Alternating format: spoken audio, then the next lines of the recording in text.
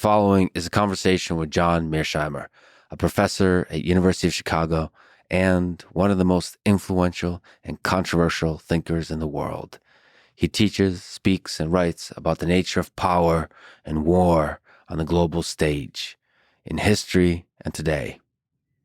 Please allow me to say, once again, my hope for this little journey I'm on.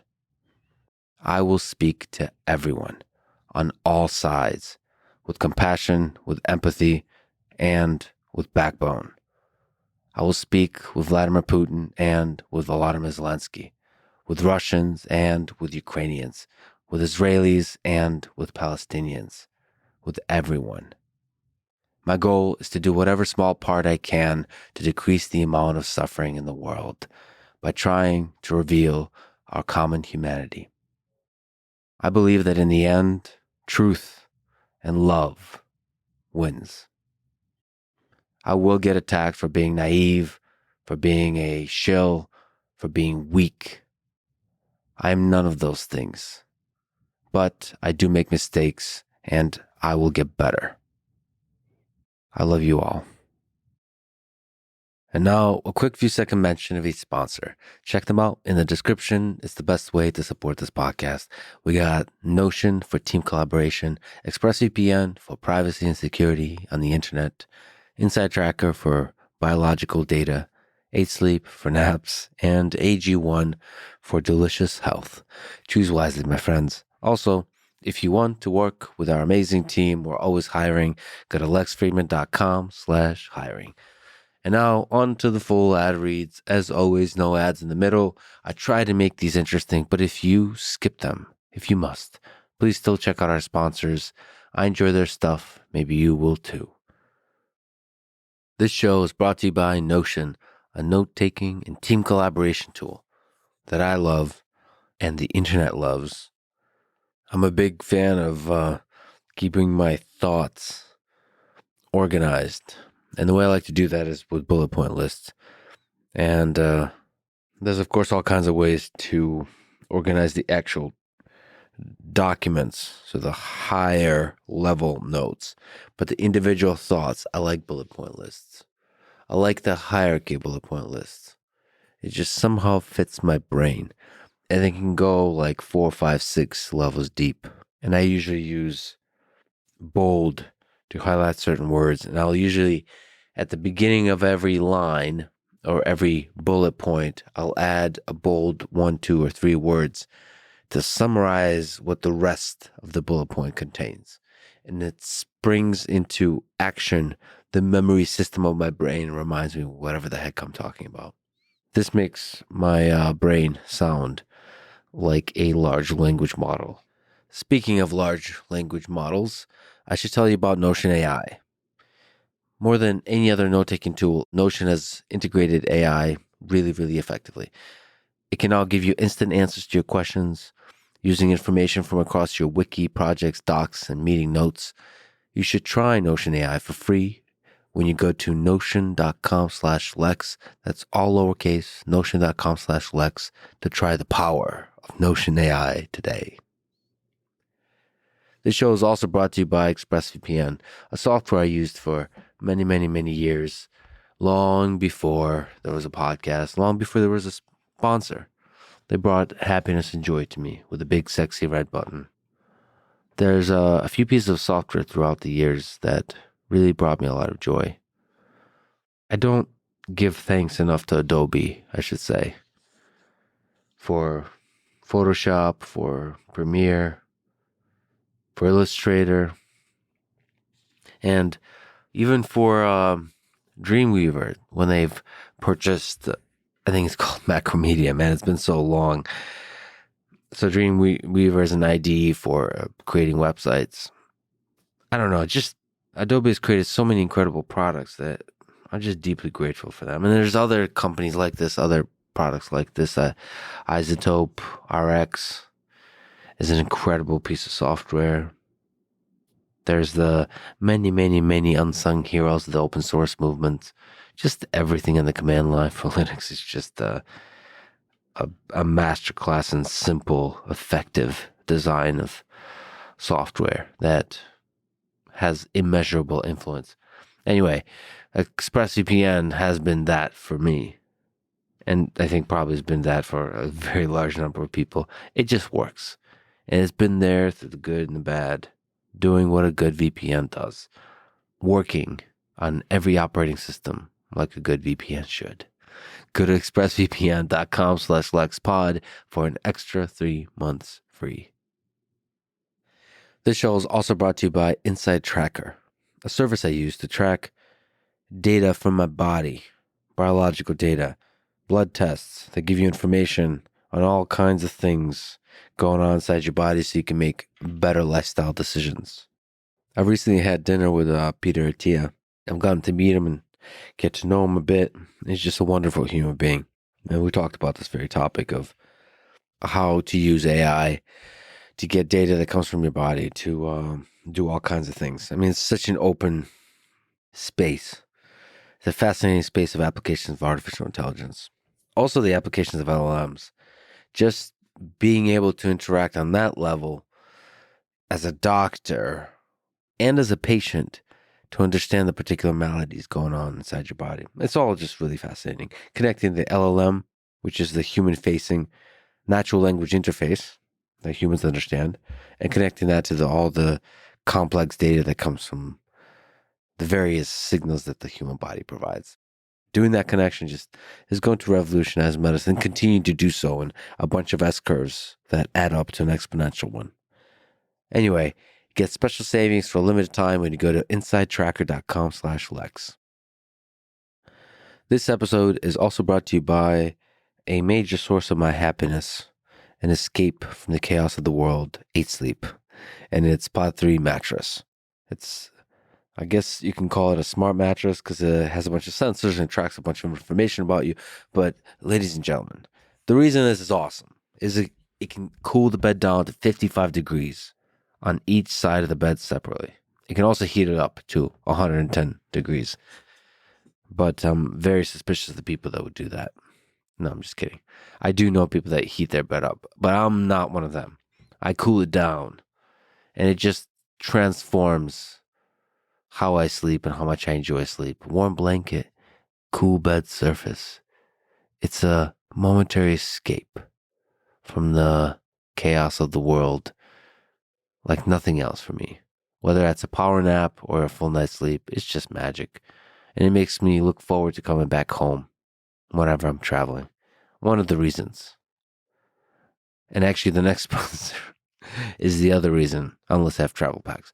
Anyway, check them out and get special savings when you go to 8sleep.com/Lex. Speaking of home and happiness, this show is also brought to you by AG1. It's an all-in-one daily drink. I drink twice a day, usually, especially when I'm home. I put it in the refrigerator, let it cool a little bit, and sometimes I'll even put it in the freezer. And it gets like to the consistency of a slushie almost, you know, like a 7-Eleven Slurpee. I guess they're called slushies or Slurpees. 7-Eleven Slurpee? What's a slushie? Slushie is from a Wawa. By the way, anytime I see a Wawa, I go in and just marvel at the plethora of choices available there. One of the most transformative experiences for me, of course, when coming to the United States is going to a grocery store. And I still feel some of that magic when I'm going to a Wawa. How is it possible to have so much wonderful food available all here? Anyway, like I said, AG1 is a source of a lot of happiness for me. It ensures that I get the nutritional basis for whatever crazy physical or mental endeavor I take on in my life. They'll give you 1 month supply of fish oil when you sign up at drinkag1.com/Lex. This is a Lex Friedman podcast. To support it, please check out our sponsors in the description. And now, dear friends, here's John Mearsheimer.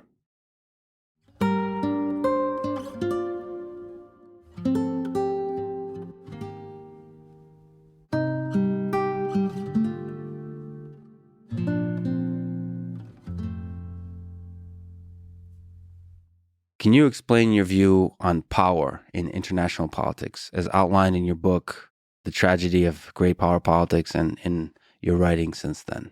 Yeah, I make two sets of points there. First of all, I believe that power is the currency of international relations. And by that, I mean that states are deeply interested in the balance of power, and they're interested in maximizing how much power they control. And the question is, why do states care so much about power? In the international system, there's no higher authority. So if you get into trouble and you dial 911, there's nobody at the other end. In a system like that, you have no choice but to figure out for yourself how best to protect yourself. And the best way to protect yourself is to be powerful, to have as much power as you can possibly gain over all the other states in the system. Therefore, states care about power because it enhances or maximizes their prospects for survival. Second point I would make is that in the realist story, or in my story, power is largely a function of material factors. The two key building blocks of power are population size and wealth. You want to have a lot of people and you want to be really wealthy. Of course, this is why the United States is so powerful. It has lots of people and it has lots of wealth. China was not considered a great power until recently because it didn't have a lot of wealth. It certainly had population size, but it didn't have wealth. And without both a large population and much wealth, you're usually not considered a great power. So I think power matters. But when we talk about power, it's important to understand that it's population size and wealth that are underpinning it. So there's a lot of interesting things there. First, you said nations in relation to each other is essentially in a state of anarchism. Yeah. Well, anarchy basically means the opposite of hierarchy. Sometimes people think when you're talking about anarchy, you're talking about murder and mayhem, but that's not what anarchy means in the realist context. Anarchy simply means that you don't have hierarchy. There's no higher authority that sits above states. States are like pool balls on a table, right? And in an anarchic world, there's no higher authority that you can turn to if you get into trouble. And of course, the political philosopher who laid this all out was Thomas Hobbes. And Hobbes talked about life in the state of nature. And in the state of nature, you have individuals. And those individuals compete with each other for power. And the reason that they do is because in the state of nature, by definition, you have no higher authority. And Hobbes's view is that the way to get out of this terrible situation where individuals are competing with each other and even killing each other is to create a state. It's what he calls the Leviathan. And that, of course, is the title of his famous book. So the idea is to escape anarchy, you create a state. And that means you go from anarchy to hierarchy. The problem in international politics is that there is no world state. There is no hierarchy. And if you have no hierarchy and you're in an anarchic system, you have no choice but to try to maximize your relative power, to make sure you are, as we used to say when I was a kid on New York City playgrounds, the biggest and baddest dude on the block. Not because you necessarily want to beat up on other kids or on other states, but because, again, that's the best way to survive. And as I like to point out to people, the best example of what happens when you're weak in international politics is what the Chinese call the century of national humiliation. From the late 1840s to the late 1940s, the Chinese were remarkably weak, and the great powers in the system preyed upon them. And that sends a very important message to not only the Chinese, but to other states in the system. Don't be weak. Be as powerful as you can. And we'll talk about it, but humiliation can lead to resentment, and resentment leads to something you've also studied, which is Nazi Germany in the 1930s. We'll talk about it. But staying to the psychology and philosophy picture. What's the connection between the will to power in the individual, as you mentioned, and the will to power in a nation? The will to power in an individual has a lot to do with individual psychology. The story that I tell about the pursuit of power is a structural argument. It's an argument that says when you are in a particular structure, when you're in a system that has a specific architecture, which is anarchy, the states have no choice but to compete for power. So structure is really driving the story here. Will to power has a lot more to do with an individual in the Nietzschean story where that concept comes from. So it's very important to understand that I'm not arguing that states are inherently aggressive, right? My point is that as long as states are in anarchy, right, they have no choice but to behave in an aggressive fashion. But if you went to a hierarchic system, there's no reason for those states to worry about the balance of power, because if they get into trouble, there is a higher authority that they can turn to. There is, in effect, a Leviathan. So what is the role of military might in this will to power on the national level? Well, military might's what ultimately matters. As I said to you before, the two building blocks of power are population size and wealth. You didn't mention military might. I did not. No, that's right. And it's good that you caught that, because if you have a large population and you're a wealthy country, what you do is you build a large military. And it's ultimately the size of your military that matters, because militaries fight wars. And if states are concerned about survival, which I argue is the principal goal of every state in the international system, for what I think are obvious reasons, then they're going to care about having a powerful military that can protect them if another state comes after them. Well, it's not obvious that a large nation with a lot of people and a lot of money should necessarily build a gigantic army and seek to attain superpower, like dominant sole superpower status through military might. But you're saying, as you see the world today, it has to be that way. Yeah, I'm arguing it is obvious. If you're a state in the international system, do you want to be weak? If you live next door to Nazi Germany or Imperial Germany or Napoleonic France or even the United States, the United States is a ruthless great power. You surely recognize that. And if you're dealing with the United States of America and you're Vladimir Putin, you want to make sure you're as powerful as possible so that the United States doesn't put its gun sights on you and come after you. Same thing is true with China. You want to be powerful in the international system. States understand that, and they go to great lengths to become powerful.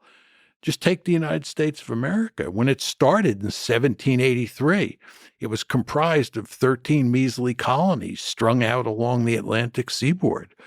Over time, the various leaders of the United States went to great lengths to turn that country into the dominant power in the Western Hemisphere. And then once that was achieved in 1900, we've gone to great lengths to make sure that there's no peer competitor in the system. We just want to make sure that we're number one. And my argument is that this is not peculiar to the United States. If I'm China, for example, today, I would want to dominate Asia the way the United States dominates the Western Hemisphere. They'd be fools not to. If I were Imperial Germany, I'd want to dominate all of Europe the way the United States dominates the Western Hemisphere. Why? Because if you dominate all of Europe, assuming you're Imperial Germany or Napoleonic France, then no other state in the area or in the region can threaten you because you're simply so powerful. And again, what I'm saying here is that the structure of the international system really matters. It's the fact that you're in this anarchic system where survival is your principal goal and where I can't know your intentions, right? You're another state. I can't know that at some point you might not come after me. You might. And if you're really powerful and I'm not, I'm in deep trouble. Yeah, so some of the ideas underlying what you've said, offensive realism, which I would love to talk to you about, sort of the history of realism versus liberalism. But some of the ideas you already mentioned, anarchy between states, everybody's trying to develop a military capabilities, uncertainty, such an interesting concept. States cannot be sure that other states will not use military capabilities against them, which is That's of enormous importance really to the important. story. And it's so interesting because you also say that this makes realists more cautious and more peaceful. The uncertainty, because of all the uncertainty involved here, it's better to approach international politics with caution. Which is really interesting to think about. Again, survival, most states are interested in survival. And the other interesting thing is you assume all the states are rational. Which Most of the time. You call this framework offensive realism. Can you just give an overview of the history of the realism versus liberalism debate as worldviews? Well, I think for many centuries now, the big divide within the world of international relations theory is between realism and liberalism. These are time-honored bodies of theory. And before I tell you what I think the differences are between those two bodies of theory, it is important to emphasize that there are differences among realists and differences among liberals. So when you talk about me as an offensive realist, you should understand that there are also defensive realists out there, and there are a panoply of liberal theories as well.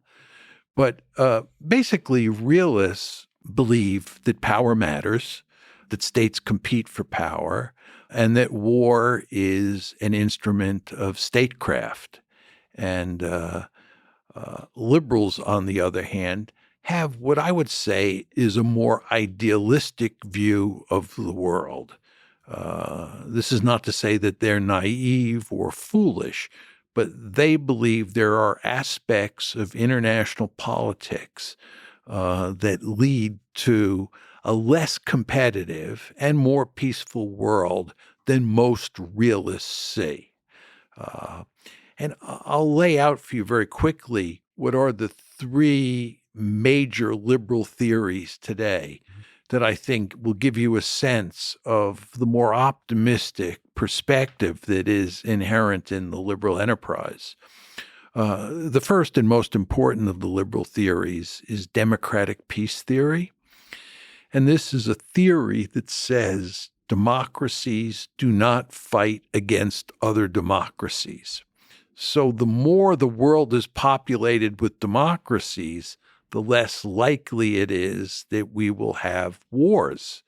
And this basic argument is inherent in Francis Fukuyama's The End of History. He argues that democracy triumphed first over fascism in the 20th century. It then triumphed over communism. And that means that in the future, we're going to have more and more liberal democracies on the planet. And if you have more and more liberal democracies and those democracies don't fight each other, then you have a more peaceful world. That was his argument. It's a very liberal argument. A realist like me would say that it doesn't matter whether a state is a democracy or not.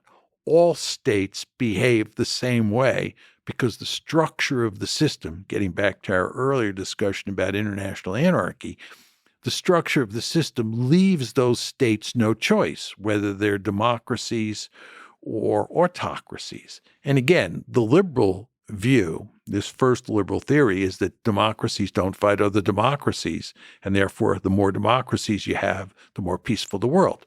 Can I just sort of try to unpack that a little bit? So on the democratic peace theory, I guess would say that in democracies, leaders are elected, and the underlying assumption is most people want peace, and so they will elect peacemakers. So the more democracies you have, the more likely you have peace.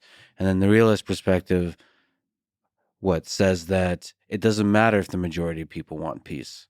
The structure of international politics is such that superpowers want to become more super and powerful, and they do that through war.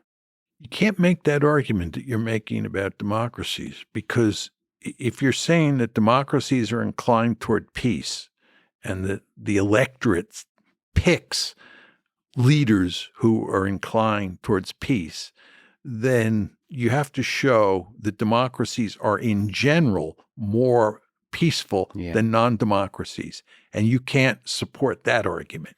You can find lots of evidence to support the argument that democracies don't fight other democracies. So the argument I believe that you have to make if you're going to support democratic peace theory, the main argument you have to make is that liberal democracies have a healthy respect for each other, and they can assess each other's intentions. If you're a liberal democracy and I'm a liberal democracy, we know we have value systems that argue against aggression and argue for peaceful resolution of crises. And therefore, given these norms, we can trust each other. We can know each other's intentions. Remember, for realists like me, uncertainty about intentions really helps drive the train. Mm-hmm. But if you're talking about two democracies, right, the argument there is that they know each other's intentions. And for you, sure, maybe democracies reduce uncertainty a little bit, but not enough to stop the train. I think that's right. Yeah, that's right. So that's democratic peace theory. Yes. The second theory is economic interdependence theory. And that's the argument that in a globalized world like the one that we live in and have lived in for a long time, there's a great deal of economic interdependence. And if you and I are two countries, or if you and me are two countries and we're economically interdependent and we're both getting prosperous as a result of this economic intercourse, the last thing that we're going to do is start a war, either one of us, because who would kill the goose that lays the golden eggs? Mm-hmm. It's that kind of argument. So there you have an argument that economic interdependence leads to peace. And then the third liberal argument has to do with institutions, sometimes referred to as liberal institutionalism. And this is the argument that if you can get states into institutions where they become rule-abiding actors, they will obey the rules that dictate that war is not acceptable. So if you get them to accept the UN rules on when you can and cannot initiate a war, then you'll have a more peaceful world. So those are the liberal theories. And as you can tell, they're very different from realism as articulated by somebody like me. Can you maybe argue against the economic interdependence and in the institutions, that institutions follow rules a little bit? So the golden goose with the golden egg, you're saying that nations are happy to kill the goose because, again, they want power. If they think it's necessary to kill the golden goose because of security concerns, they will do it.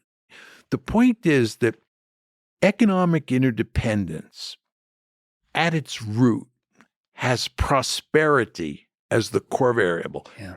In the realist story, the core variable is survival. And survival always trumps prosperity. So if you go back to the period before World War I, we're in Europe.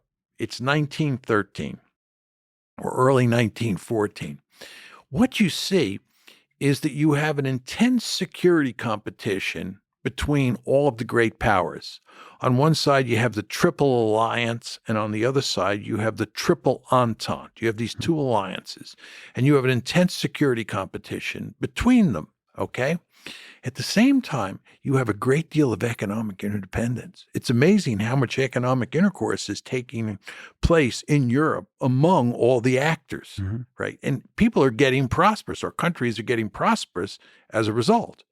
But nevertheless, in the famous July crisis of 1914, this economic prosperity is unable to prevent World War I because security concerns or survival is more important.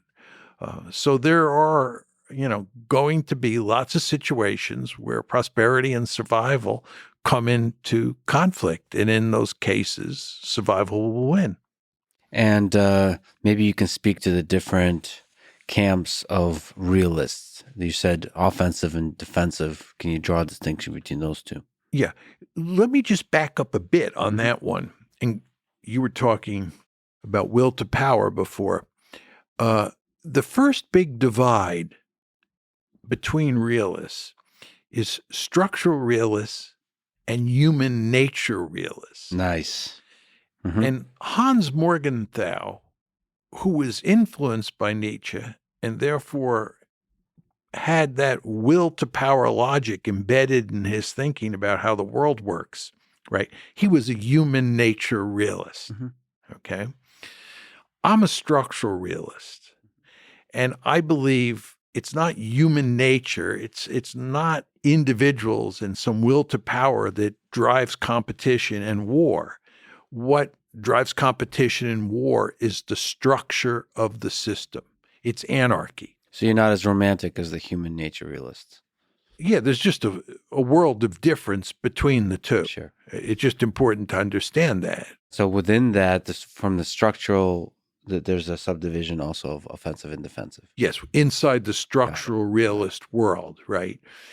And you have a handful of realists who believe that the structure of the system fosters competition for sure, security competition, but it really rules out great power war almost all the time. Mm-hmm.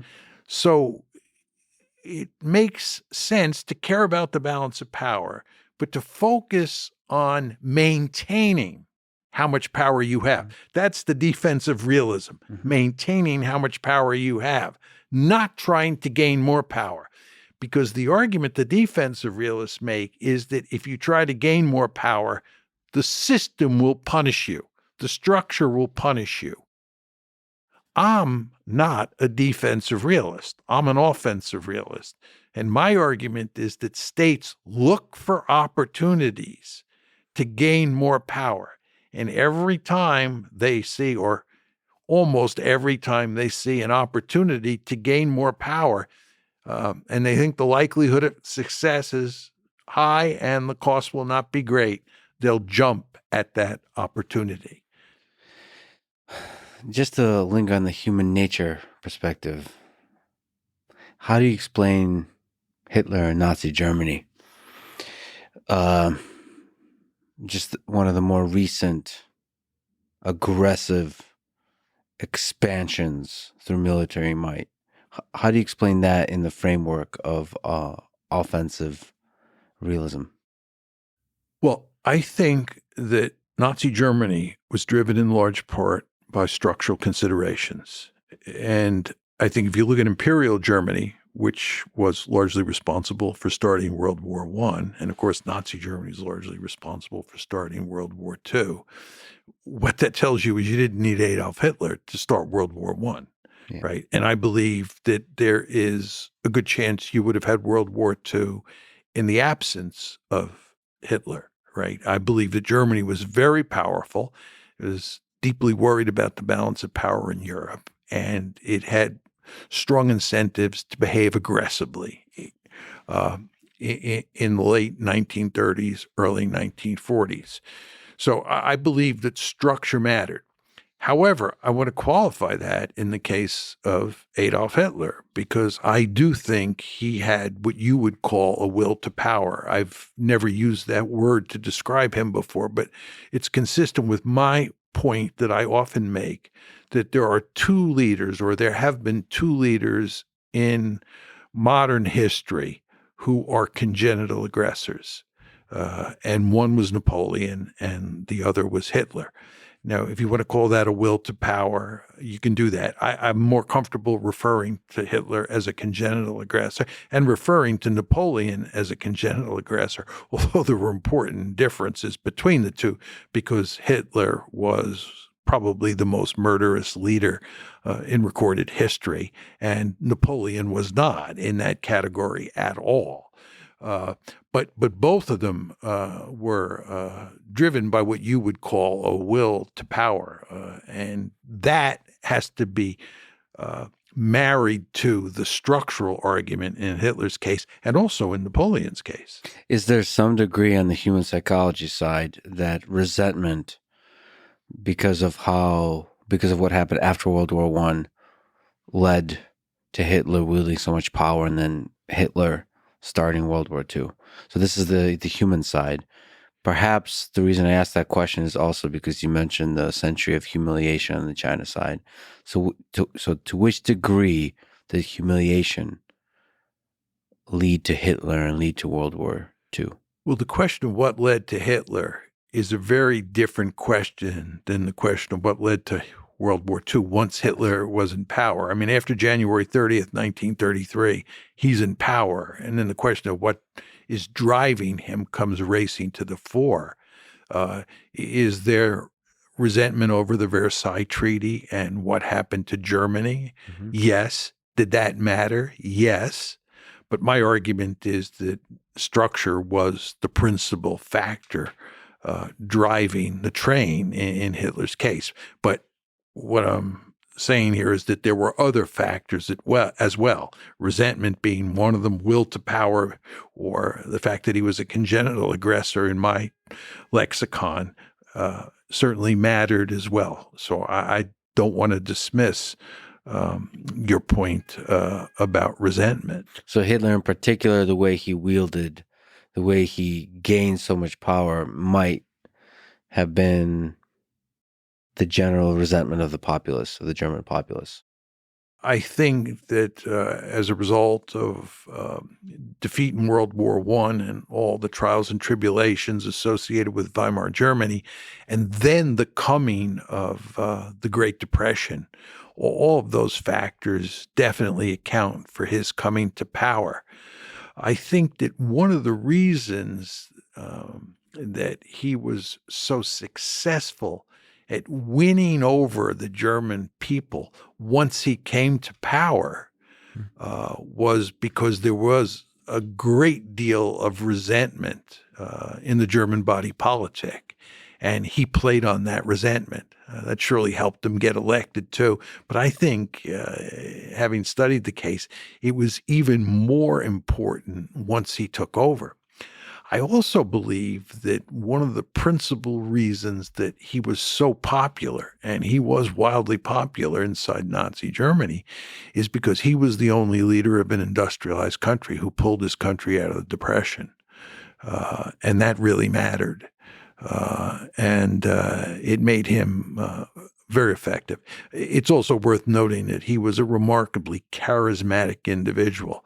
I find that hard to believe because every time I look at him or listen to his speeches, he does not appear to be charismatic to me. But I've talked to a number of people who are experts on this subject who assure me that he was very charismatic. And I would note to you, if you look at public opinion polls in Germany, West Germany, in the late 1940s. This is the late 1940s, after the Third Reich is destroyed in 1945. He is still remarkably popular in the polls. Stalin is still popular in many parts of Eastern Europe. Yeah. And Stalin's popular in many quarters inside Russia. And Stalin murdered more of his own people than he murdered people outside of the Soviet Union. And still to you, the tides of history turn not on individuals, but on structural considerations. So Hitler may be a surface layer characteristics of how Germany started war, but not really the reason. Well, history is a multi-dimensional phenomenon. So I hear. And We're talking about interstate relations here. Yes. And realism is a theory about how states interact with each other. And there are many other dimensions to international politics. And if you're talking about someone like Adolf Hitler, right, why did he start World War II is a very different question than why did he start the Holocaust, or why did he push forward a Holocaust? I mean, that's a different question, and realism doesn't answer that question.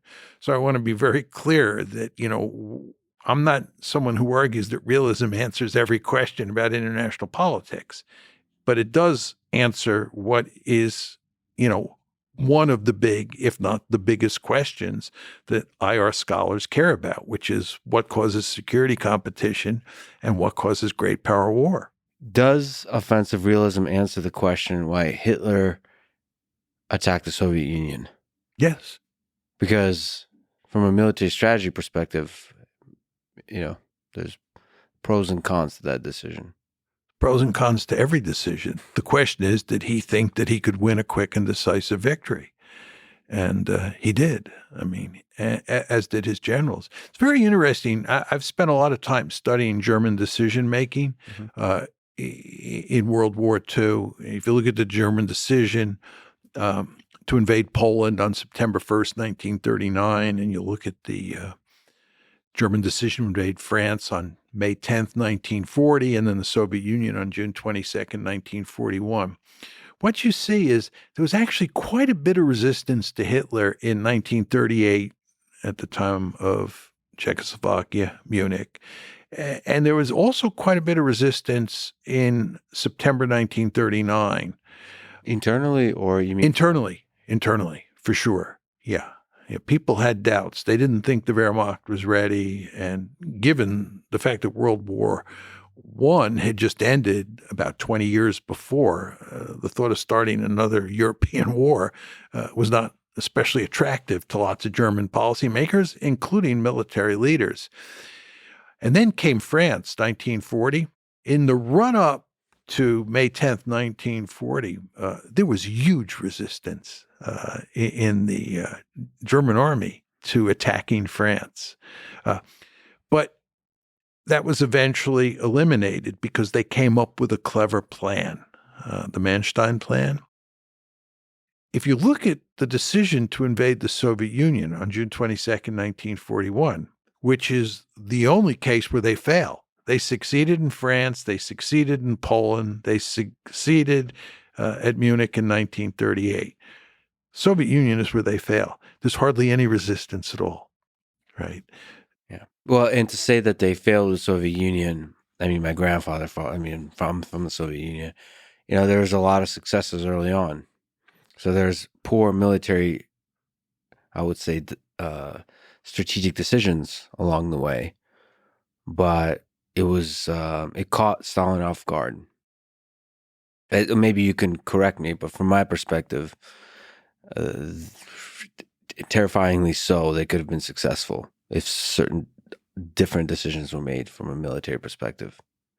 Yeah, I've always had the sense they came terrifyingly close to winning. Yeah. You could make the opposite argument that they were doomed, but I'm not terribly comfortable making that argument. I think the Wehrmacht by the summer of 1941 was a finely tuned instrument for war. And the Red Army was in quite terrible shape. Stalin had purged the officer corps. They had performed poorly in Finland, and there were all sorts of reasons to think that they were no match for the Wehrmacht. And if you look at what happened in the initial stages of the conflict, that proved to be the case. The Germans won a lot of significant tactical victories early on. And if they focused and went to Moscow as quickly as possible, it's, again, terrifyingly so, could have been a basically topple Stalin. And one thing that's possible. That's possible. Fortunately, we're not going to run the experiment again, but one could argue that had they concentrated, as the generals wanted to do, in going straight for Moscow that they would have won. I mean, what Hitler wanted to do is he wanted to go into the Ukraine. I mean, Hitler thought that the main axis, there were three axes. The northern axis went towards Leningrad. The central axis, of course, went to Moscow. And then the southern axis, Army Group South, headed towards Ukraine and deep into the Caucasus. And Hitler believed that that should have been the main axis. And in fact, in 1942, the Germans go back on the offensive in 1942. This is Operation Blue. And the main axis in 42 is deep into the Ukraine and into the Caucasus. Mm-hmm. And that fails. But one could argue that had they done that in 41, had they not gone to Moscow, had they concentrated on going deep into Ukraine and into the Caucasus, they could have knocked the Soviets out that way. I'm not sure that in the end I believe that. I think in the end the Soviets would have won no matter what, but I'm not 100% sure of that. So sometimes maybe you can educate me, but sometimes, they say, just like with Napoleon, winter defeated Hitler in Russia. I think not often enough people tell the story of the soldiers and the motivation and how hard they fight. So it turns out that Ukrainians and Russians are not easy to conquer. They're the kinds of people that don't roll over and fight bravely. There seems to be a difference in certain peoples in how they see war, how they approach war, how proud they are to fight for their country, to die for their country, these kinds of things. So I think Battle of Stalingrad tells, at least to me, a story of extremely brave fighting on the Soviet side. And that it's a component of war too. It's not just structural. It's not just military strategy. It's also the humans involved. But maybe that's a romantic notion of war. No, I think there's a great deal of truth in that. But let's just unpack it a bit in the case of the Soviet Union in World War II. The counter argument to that is that in World War I, the Russian army disintegrated. If you look at what happened when Napoleon invaded in 1812, and you look at what happened in 1917, and then you look at what happened between 41 and 45, the Napoleon case looks a lot like the Hitler case, and it fits neatly with your argument. But World War I does not fit neatly with your argument because the Russians lost and surrendered. Yeah. And you had the infamous Treaty of Brest-Litovsk, where the Soviet Union then, because it went from Russia to the Soviet Union in October 1917, the Soviet Union surrendered large amounts of Soviet territory because it had suffered a humiliating defeat. My argument for why the Russians, let me take that back, why the Soviets fought like wild dogs in World War II is that they were up against a genocidal adversary. You want to understand that the Germans murdered huge numbers of Soviet POWs. The overall total was 3.7 million. And by December of 1941, remember the invasion is June 41, by December of 1941, the Germans have murdered 2 million Soviet POWs. At that point in time, they had murdered many more POWs than they had murdered Jews. And this is not to deny for 1 second that they were on a murderous rampage when it came to Jews. But they were also on a murderous rampage when it came to Soviet citizens and Soviet soldiers, right? So those Soviet soldiers quickly came to understand that they were fighting for their lives. If they were taken prisoner, they would die. So they fought like wild dogs. Yeah, the story of the Holocaust of the 6 million Jews is often told extensively. If Hitler conquered the Soviet Union, it's terrifying to think on a much grander scale than the Holocaust what would have happened to the Slavic people, to the Soviet people. Absolutely. All you have to do is read the Hunger Plan, right? And they also had a plan was it called Grand Planned East? I forget the exact name of it, which made it clear that they were going to murder many tens of millions of people. And by the way, I believe that they would have murdered all the Poles and all the Roma. I mean, my view is that the Jews were number one on the genocidal hit list. The Roma or the Gypsies were number two, and the Poles were number three. And of course, I just explained to you how many POWs they had killed. So they would have ended up murdering huge numbers of Soviet citizens as well. But people quickly figured out that this was happening. Mm-hmm. That's my point to you. And that gave them, needless to say, very powerful incentives to fight hard against the Germans and to make sure that they did not win. To fast forward in time, but not in space. Let me ask you about the war in Ukraine. Why did Russia invade Ukraine on February 24th, 2022? What are some of the explanations given, and which do you find the most convincing? Well, clearly the conventional wisdom is that Putin is principally responsible. Putin is an imperialist.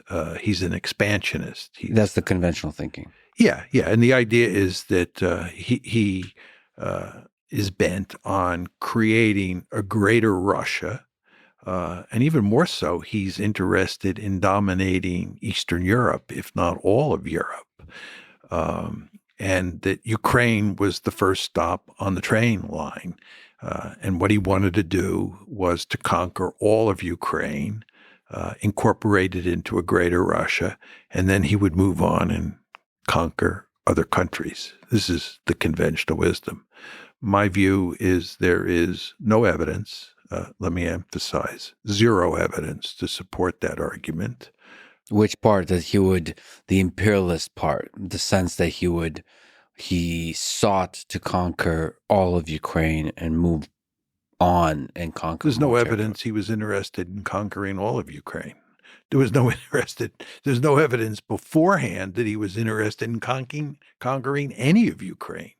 And there's no way that an army that had 190,000 troops at the most, right, could have conquered all of Ukraine. Just impossible.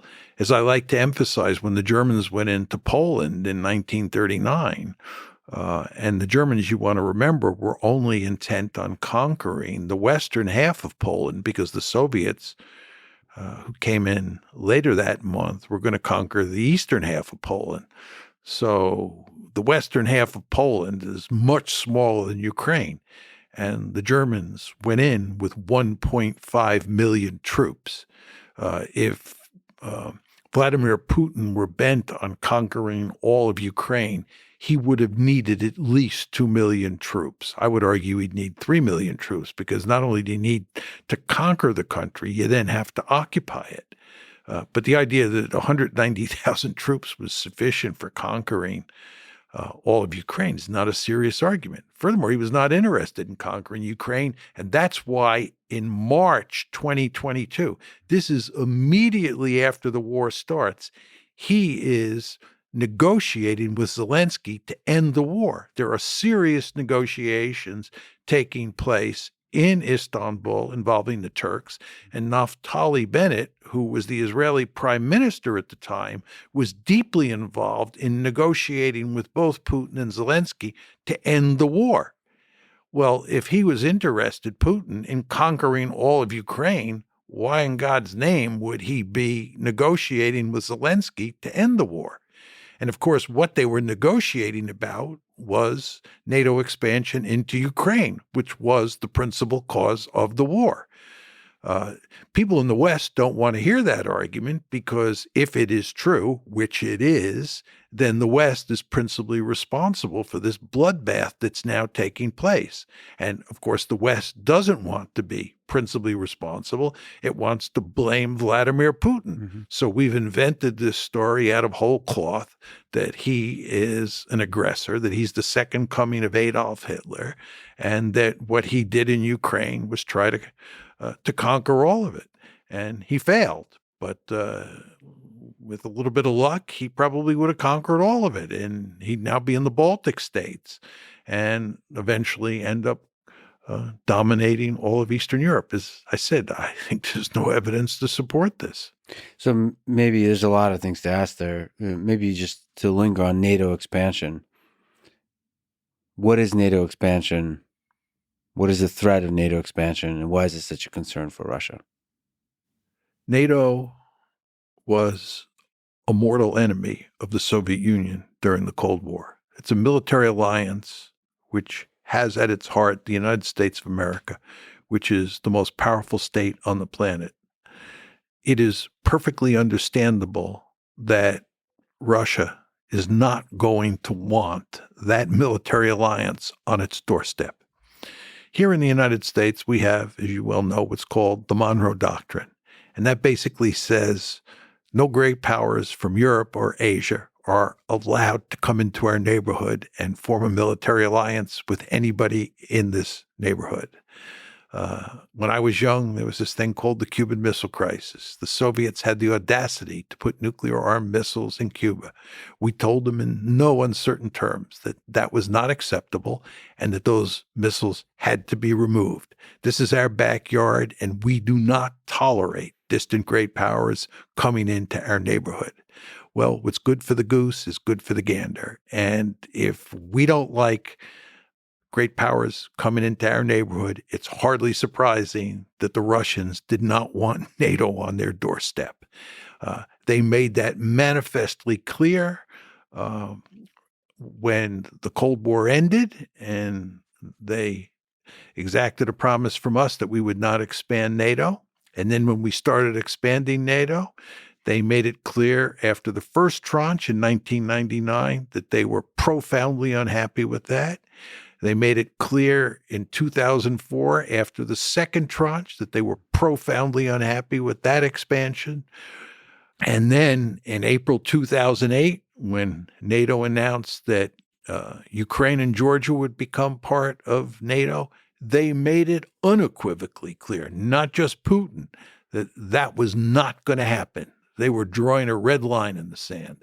And it is no accident that in August 2008, remember, the Bucharest summit is April 2008. In August 2008, you had a war between Georgia and Russia, and that involved at its core NATO expansion. So the Americans and their allies should have understood by at least August 2008 that continuing to push to bring Ukraine into NATO was going to lead to disaster.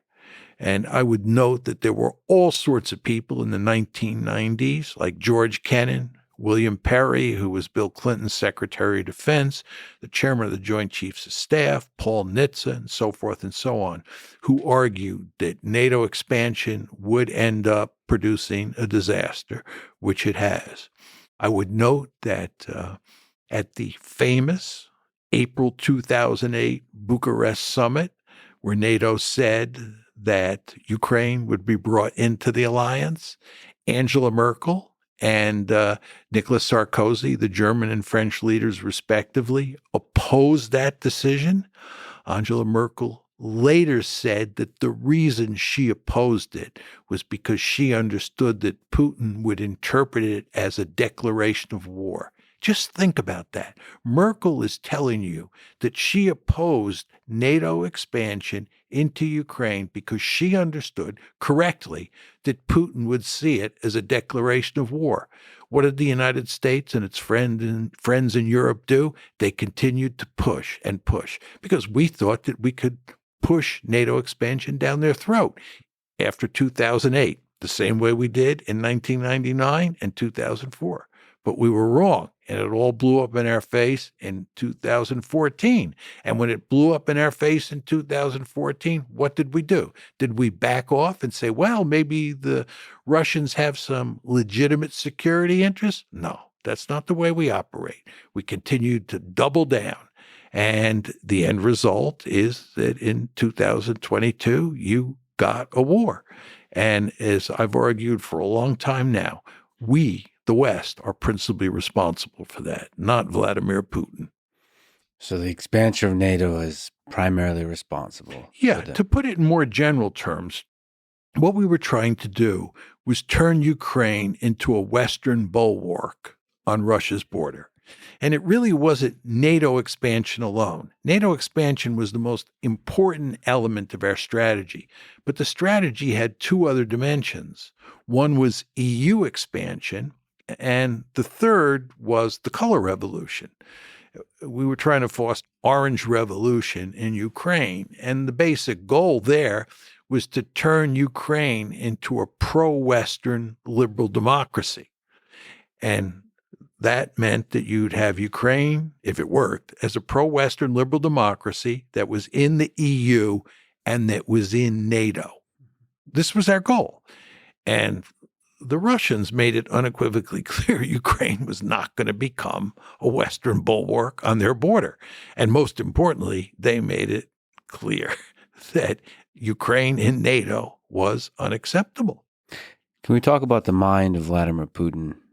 You've mentioned that this idea that he has aspirations for imperialist conquest, that he dreams of empire, is not grounded in reality. He wrote an essay in 2021 about one people. Do you think there is some degree to which he still dreams of the former Soviet Union reuniting? No. He's made it clear that anybody with a triple-digit IQ understands that it's nuts to think about recreating the Soviet Union. He thinks it's a tragedy that the Soviet Union fell apart. Mm-hmm. But as he made clear in that essay, the July 12th, 2021 essay, and as he made clear in speeches immediately before he invaded Ukraine, he accepted the breakup of the Soviet Union, and he accepted the status quo in Europe, save for the fact he did not accept the idea that Ukraine would become part of NATO. He's been in power for over 2 decades. Is there a degree that power can affect a leader's ability to see the world clearly? As they say, corrupt. Do you think power has corrupted Vladimir Putin to a degree? It's very hard for me to answer that question because I don't know him and I've not studied him carefully in terms of his overall performance over the course of, the 23 years that he's been in power. I've studied him as a strategist, and I've studied how he, deals with the West, and deals with the international system more generally since 2014. And I think he is a first-class strategist. This is not to say he doesn't make mistakes, and he admits he's made some mistakes. But I think that the West is dealing with a formidable adversary here. And I don't see any evidence that he's either lost speed off his fastball or that power has corrupted his thinking about strategic affairs. So he has consistently put as a primary concern security, as does the United States. He's put for Russia's security, making sure that NATO doesn't get close to its borders. I think that's clear. Yeah. I think, as I emphasized early on in our conversation, that leaders privilege security or survival over everything else. And by the way, he gave a number of talks and press conferences in addition to writing that famous article that you referred to on July 12th, 2021. So we have, a pretty clear record of what he was saying, and I would argue what he was thinking in the run-up to the war in February 2022. And if you read what he said, it's quite clear that he privileged security or survival. He was deeply concerned about the security of Russia. And Russia is a quite vulnerable state in a lot of ways, especially if you think back to what it looked like in the 1990s, as you know better than I do. It was in terrible shape. The Chinese talk about the century of national humiliation. One could argue that for the Russians, that was the decade of national humiliation. And it took Putin, I think, quite a bit of time to bring the Russians back from the dead. I think he eventually succeeded, but it took a considerable amount of time.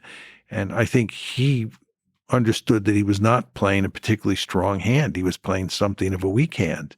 And he had to be very careful, very cautious. And I think he was. And I think that's very different than the United States. The United States was the unipole. It was the most powerful state in the history of the world, most powerful state relative to all its possible competitors from, roughly 1989, certainly after December 1991 when the Soviet Union fell apart, up until, I would argue, about 2017. We were incredibly powerful. And even after 2017, up to today, the United States remains the most powerful state in the system. And because of our geographical location, we are in a terrific situation to survive in any great power competition. So you have a situation involving the United States that's different than the situation involving Russia. They're just much more vulnerable than we are. And therefore, I think Putin tends to be more sensitive about security than any American president in recent times. Europe on one side, China on the other side.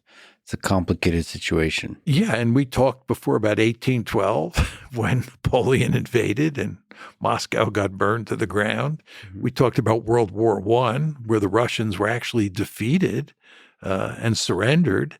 And then we talked about 1941 to 1945, where although thankfully the Soviets prevailed, it was a close call. And I mean, the casualties, the destruction that the Soviet Union had inflicted on it by the Germans is just almost hard to believe.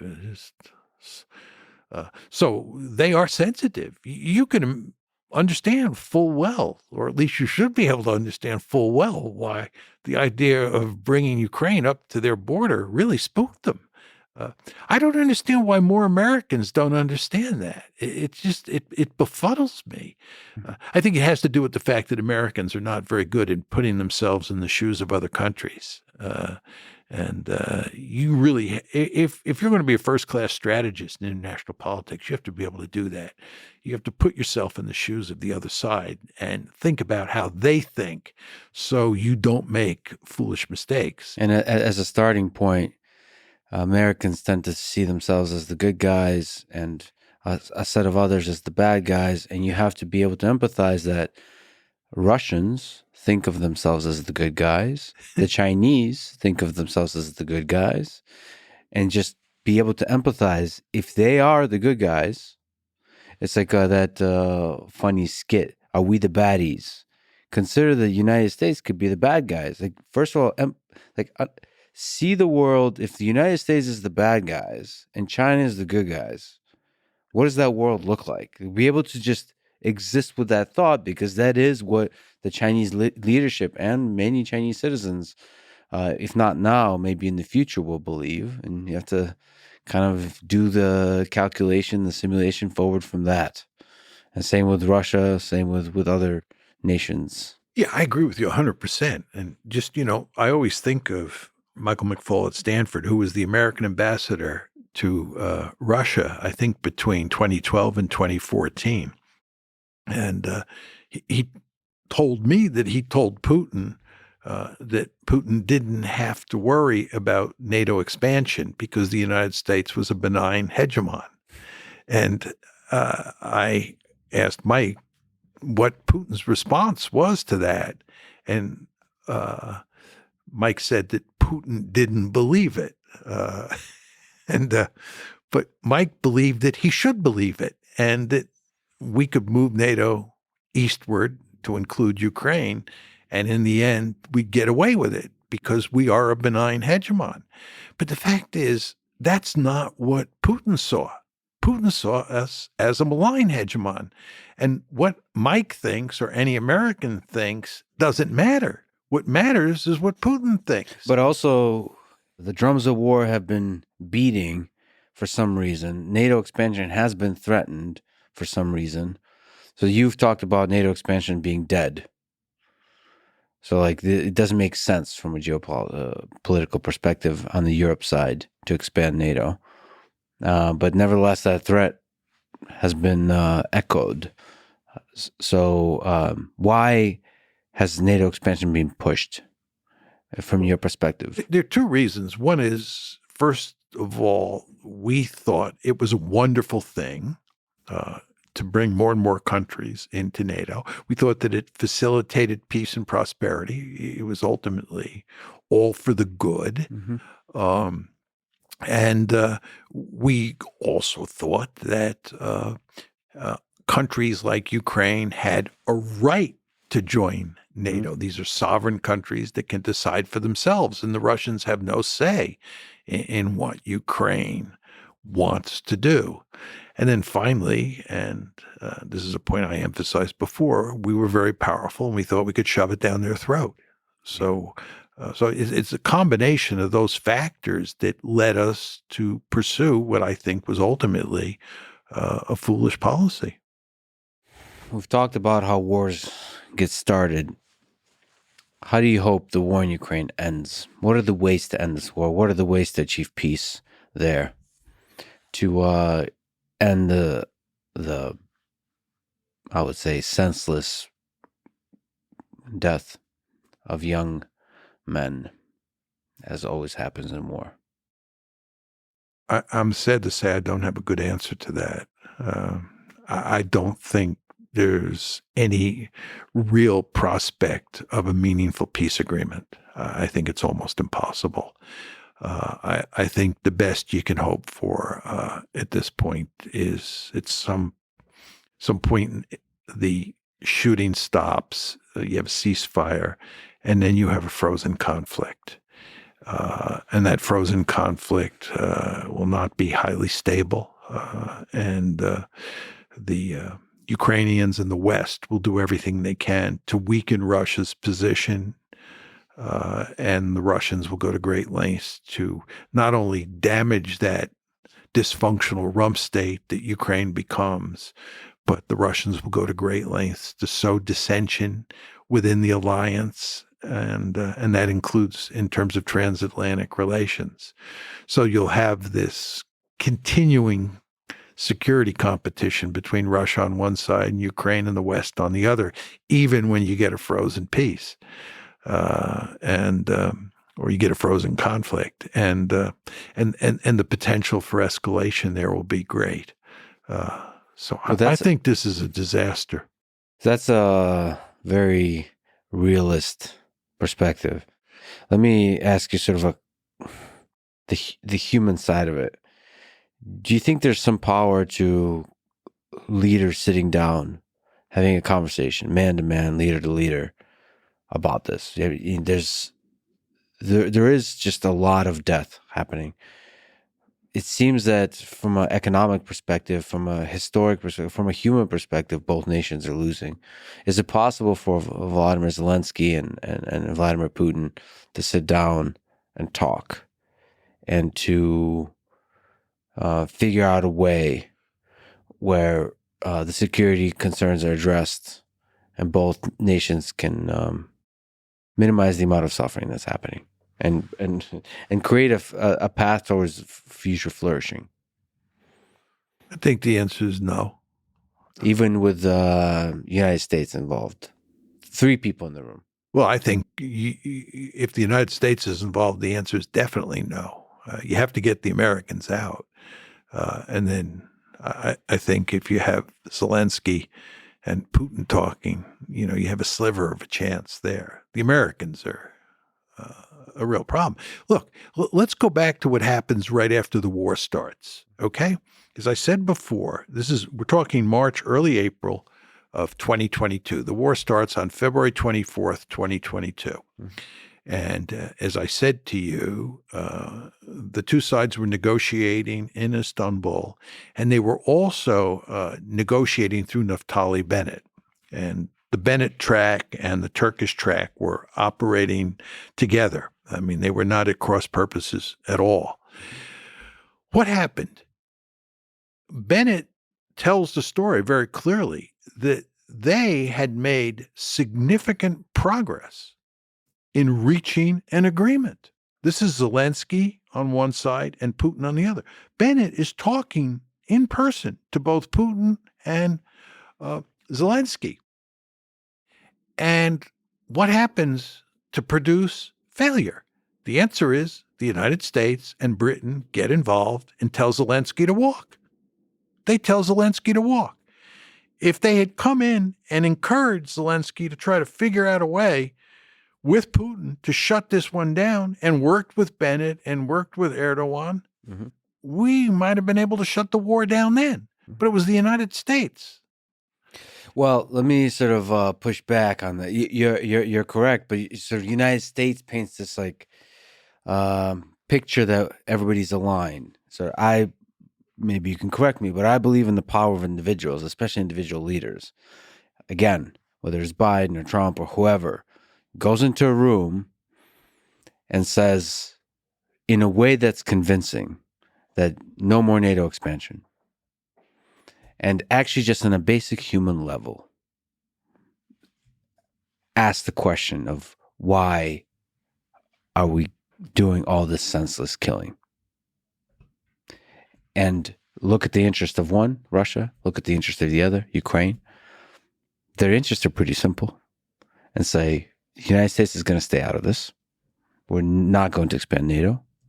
And say all that in a way that's convincing, which is NATO expansion is silly at this point. China is the big threat. We're not going to do this kind of conflict escalation with Russia. The Cold War is over. Let's normalize relations. Well, let me just embellish your argument, okay? Thank you. I need it. If we say there's a sliver of a chance that you can do this, and I do think there is a sliver of a chance, let me just embellish your point. Thank you. I need all the help I can get. Two things have to be done here, in my opinion.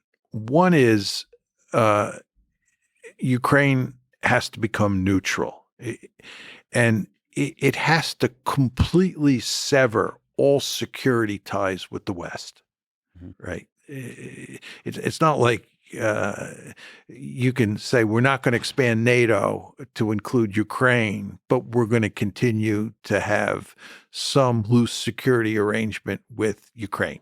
None of that. It has to be completely severed. Ukraine has to be on its own, okay? And number two, Ukraine has to accept the fact that the Russians are going to keep the 4 oblasts that they've now annexed and Crimea, right? The Russians are not going to give them back. And what you really want to do if you're Zelensky or who's ever running Ukraine in this scenario that we're positing is you want to make sure the Russians don't take another 4 oblasts to include Kharkiv and Odessa, right?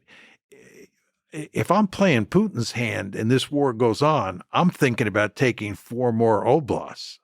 I want to take about 43% of Ukraine and annex it to Russia, right? And I certainly want Odessa, and I certainly want Kharkiv, and I want the 2 oblasts in between as well, right? Literally, or as leverage in negotiation for Ukraine neutrality? I want them literally. I want to conquer them literally.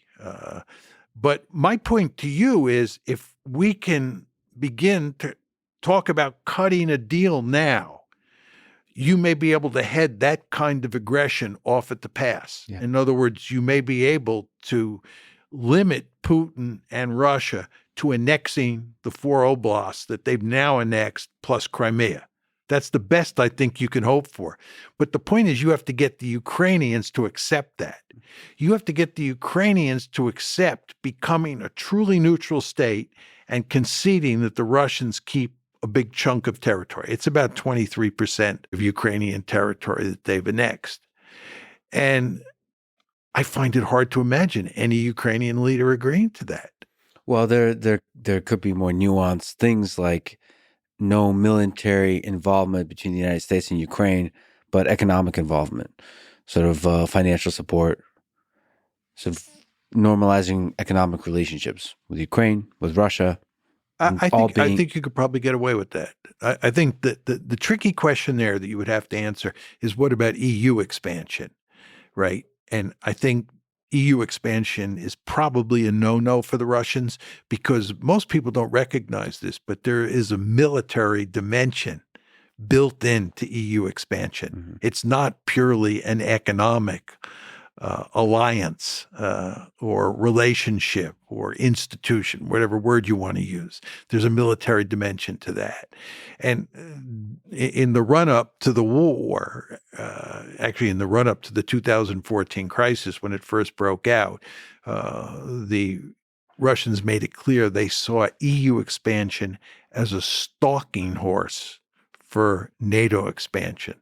So EU expansion is tricky. But I think your point of close economic relations between, or healthy economic relations, to use a better term, between Ukraine and the West is possible. I think the Russians have a vested interest in, if it's a neutral Ukraine, they have a vested interest in that Ukraine flourishing. But that then brings us back to the territorial issue, right? Well, so do you believe it's possible for individual human relations to counteract the structural forces that you talk about? So, meaning the leaders being able to pick up the phone and make agreements that are good for humanity as a whole and for their individual nations in the long term. I think leadership matters here. I mean, one of the real problems here is that there's no trust, and on the Russian side, and that has to do with the Minsk agreements. The Minsk agreements, which were designed to shut down the civil war in eastern Ukraine, in the Donbass, really mattered to the Russians. And there were four players involved in the Minsk process, four main players: Russia and Ukraine, of course, and then Germany and France. And I believe the Russians took the Minsk Accords seriously. I believe Putin took them very seriously. He wanted to shut down that conflict. And Angela Merkel, Francois Hollande, he was the French leader, and Poroshenko, who was the Ukrainian leader. Those were the three key players besides Putin. Again, Hollande from France, Merkel from Germany, and Poroshenko from Ukraine have all explicitly said they were not seriously interested in reaching an agreement in all of the discussions with Putin. They were bamboozling him. They were trying to trick him so that they would buy time to build up Ukraine's military. Putin is profoundly upset about these admissions by these three leaders. He believes he was fooled into thinking that Minsk could work. He believes that he negotiated in good faith and they did not. And he believes that the level of trust now between Russia and the West is virtually zero as a result of this experience over Minsk. I only bring this up because it cuts against your argument that leaders could pick up the phone and talk to each other and trust each other, at least somewhat, to work out a meaningful deal. If you're Putin at this point in time, trusting the West is not an idea that's going to be very attractive at all. In fact, you're going to distrust anything they say. Yeah, distrust anything the West say, but there is individual humans. The way human nature works is when you're sitting across from a person, you can trust a human being while still distrusting the West. I mean, I believe in the power of that. I think with the right leaders, you can sit down and talk. Like override the general structural distrust of the West and say, you know what, I like this guy. or gal, whatever. I do hope Zelensky and Putin sit down together and talk, have multiple talks. Just remember they were doing that in March, and the Americans came in and the British came in. Yeah. And they scotched a potential deal. Well, the other beautiful thing about human nature, there's forgiveness and there's trying again.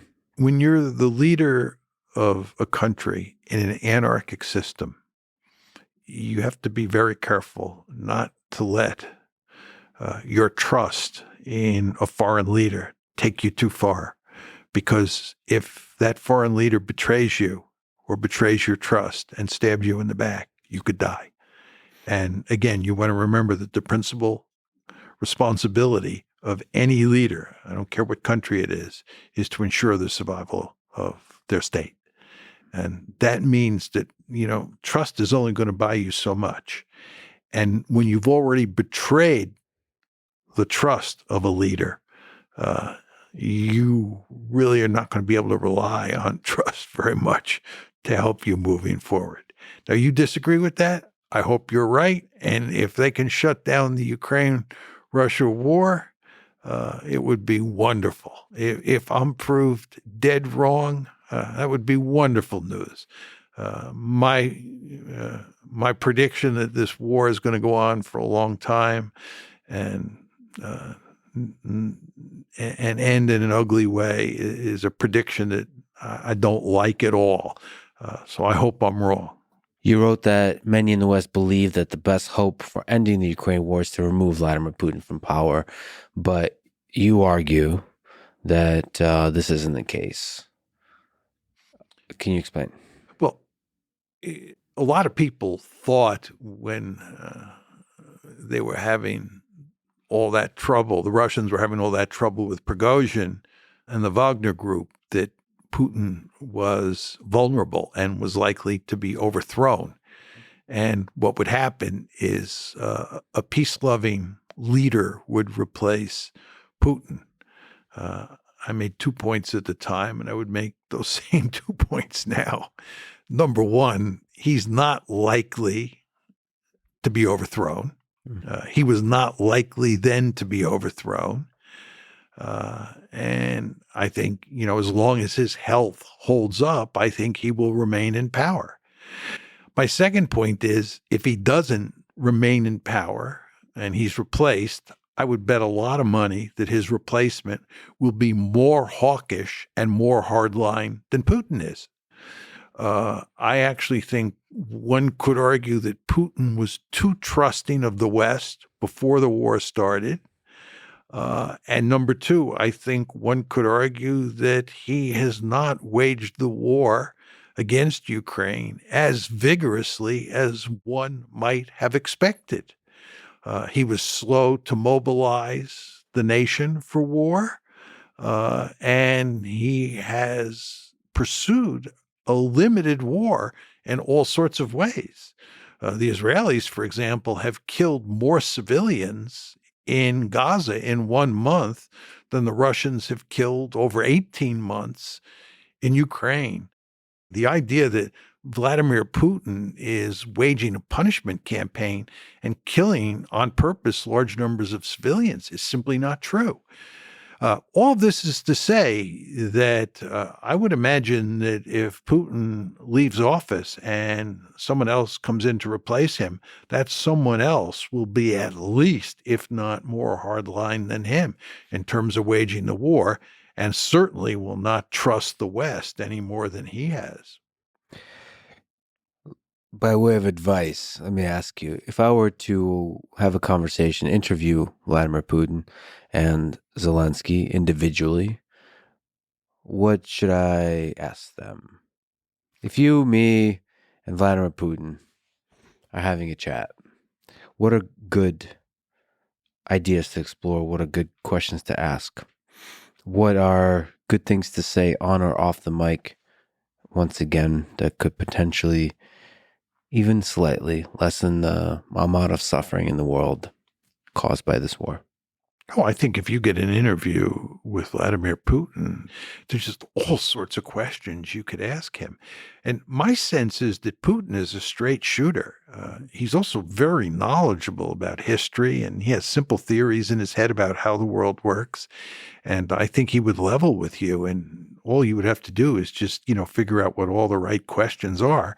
And that would not be hard to do, right? You could ask him, why was he so foolish? This is for example, why was he so foolish as to trust Poroshenko, Hollande, and Merkel in the Minsk Accords? Why, after his famous talk at Munich in 2007, where he made it clear that he was so unhappy with the West, did he continue to, in a very important way, trust the West? Why didn't he mobilize the Russian military before late September 2022?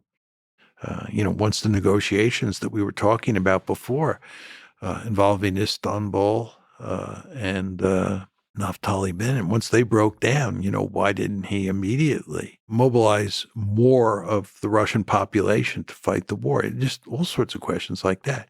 And then you could ask him questions about, where he sees this one headed. What's the best strategy for Russia if the Ukrainians will not agree to neutrality, right? People like John Mearsheimer say you'll probably take close to half of Ukraine. Is that true? Does it make sense to take Odessa? And John Mearsheimer also has questions about China, your future relationships with China. Yeah, I mean, one really important question that I would ask him is if the United States had basically not driven you into the arms of the Chinese, if there had been no war over Ukraine, and the United States had, and its European allies had gone to considerable lengths to create some sort of security architecture in Europe that resulted in you, Vladimir Putin, having good relations with Ukraine, what would your relations with China be? How would you think about that? So there are just plenty of questions you could ask him. Well, hope burns eternal in my heart. I think probably in Putin's heart and Zelensky's heart, I hope. Because hope is the leap of trust that we've talked about, I think is necessary for de-escalation and for peace. Well, you realize I have, from the beginning, argued for different policies that were all designed to prevent this war from ever happening. Yes. I don't know if you know this, but in 1993, I argued that Ukraine should keep its nuclear weapons. Mm-hmm. I was probably the only person in the West who made that argument.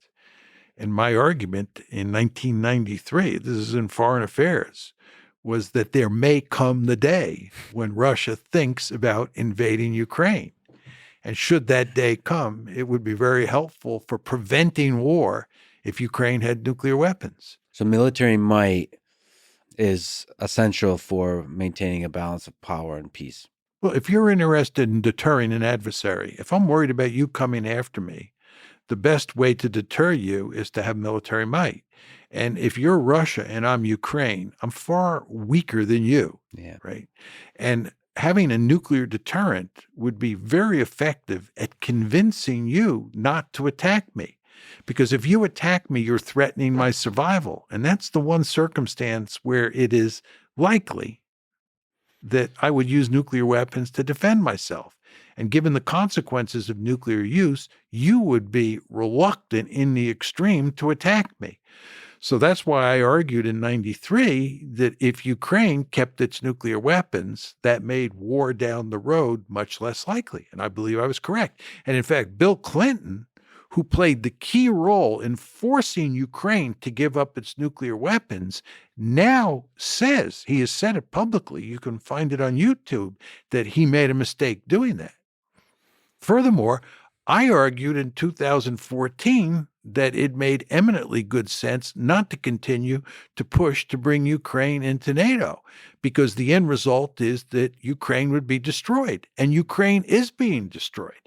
So I was deeply interested at the time in making sure that that didn't happen for the good of the Ukrainians, not to mention because stability in Europe is a net positive for almost everybody involved. But people did not listen to me then either. How do nuclear weapons change the calculus of offensive realism because of mutually assured destruction? I mean, it's not just military might, it's just so destructive that you basically can't use nuclear weapons unless you want complete destruction. There's no question that the presence of nuclear weapons makes it much less likely, I'm choosing my words carefully here, much less likely that a great power would aggress against another great power. It doesn't take that possibility off the table, but it makes it much less likely because of the reasons that you articulated. But with regard to nuclear use, it's an interesting question how you think about nuclear use in a mad world. I mean, your point that we're in a mad world is that's mad, capital M-A-D, as well as Yes. M-A-D, Yes, small both. letters. But let's stick to the capital letters. Yeah. We're in a world of mutual assured destruction. There's no question that in that world, it's unlikely that nuclear weapons would be used. But the way you use nuclear weapons in that world is you use them for manipulation of risk purposes, demonstration effect. You put both sides out on the slippery slope. Now, what exactly am I saying here? Let me talk about NATO doctrine during the Cold War. We lived in a mad world. United States and Soviet Union, or the Warsaw Pact and NATO, both had an assured destruction capability. So you had mutual assured destruction. If the Warsaw Pact were to invade Western Europe, and here we're talking about West Germany, and NATO was losing the war, we said that we would use nuclear weapons. How would we use nuclear weapons given that we were in a mad world? The argument was that we would use a handful of nuclear weapons against the Warsaw Pact, not necessarily against their military forces. Could be in a remote area. We would use a small number of nuclear weapons to signal to the Soviets that we were deadly serious about putting an end to their offensive, and that we were throwing both sides out on the slippery slope to oblivion. In other words, we were manipulating risk. And the last clear chance to avoid Armageddon rested with them. And then we would tell them that if you retaliated with a handful of nuclear weapons and you didn't cease your offensive against West Germany, we would launch another nuclear attack. We would explode a handful more of nuclear weapons, all for the purposes of showing you our resolve, right? So this is the manipulation of risk strategy. And a lot of the language I just used in describing it to you is language that Thomas Schelling invented, right? Now, fast forward to the present. If Russia were losing in Ukraine, that's the one scenario where I think where Russia would have used nuclear weapons. And the question is, how would Russia have used nuclear weapons? Again, we're assuming that the Russians are losing to the Ukrainians. I believe they would have pursued a manipulation of risk strategy. They would have used 4 or 5, 3 or 4, who knows, nuclear weapons. Maybe just one in a rural area that kills very few people. Yes, exactly. And basically, that would spook everybody. The Americans Just the mushroom cloud. Yeah, it's because of the threat of escalation, right? Again, your point is we're in a mad world. I accept that. And if you have limited nuclear use, right, we understand hardly anything about nuclear escalation because thank goodness we've never had a nuclear war. So once you throw both sides out on the slippery slope, even if you only use one nuclear weapon in your scenario, you don't know what the escalation dynamics look like. So everybody has a powerful incentive to put an end to the conflict right away. Mm-hmm. I might add to you that there were people who believed that we would not even initiate a manipulation of risk strategy in Europe if we were losing to the Warsaw Pact during the Cold War. Both Henry Kissinger and Robert McNamara said after leaving office that they would not have done it. They would have not initiated nuclear use, even limited nuclear use. That's what we're talking about here. They would rather be red than dead, right? That was the argument. Too risky. Too risky. That's exactly right. But if they had used one nuclear weapon in your story or 3 or 4 in my story, everybody would have said, oh my God, we've got to shut this one down immediately. I only tell you this story or lay out this scenario as an answer to your question of how you use nuclear weapons in a mad world. And this is the answer. This is all very terrifying. Perhaps in part it's terrifying to me because I can see in the 21st century, China, Russia, Israel, United States using a nuclear weapon in this way. Blowing it up somewhere in the middle of nowhere that kills maybe nobody. But I'm terrified of seeing the mushroom cloud and not knowing what, given social media, given how fast news travels, what the escalation looks like there. Just, in a matter of minutes, how the news travels and how the leaders react. It's terrifying that this little demonstration of power, the ripple effects of it in a matter of minutes, seconds, what that leads to. Because it's human emotions. It's like you see the landscape of human emotions, the leaders and the populace and the way news are reported, and then the landscape of risk, as you mentioned, shifting like the world's most intense nonlinear dynamical system. And it's just terrifying because the entirety of human civilization hangs in the balance there. And it's like this, like hundreds of millions of people could be dead.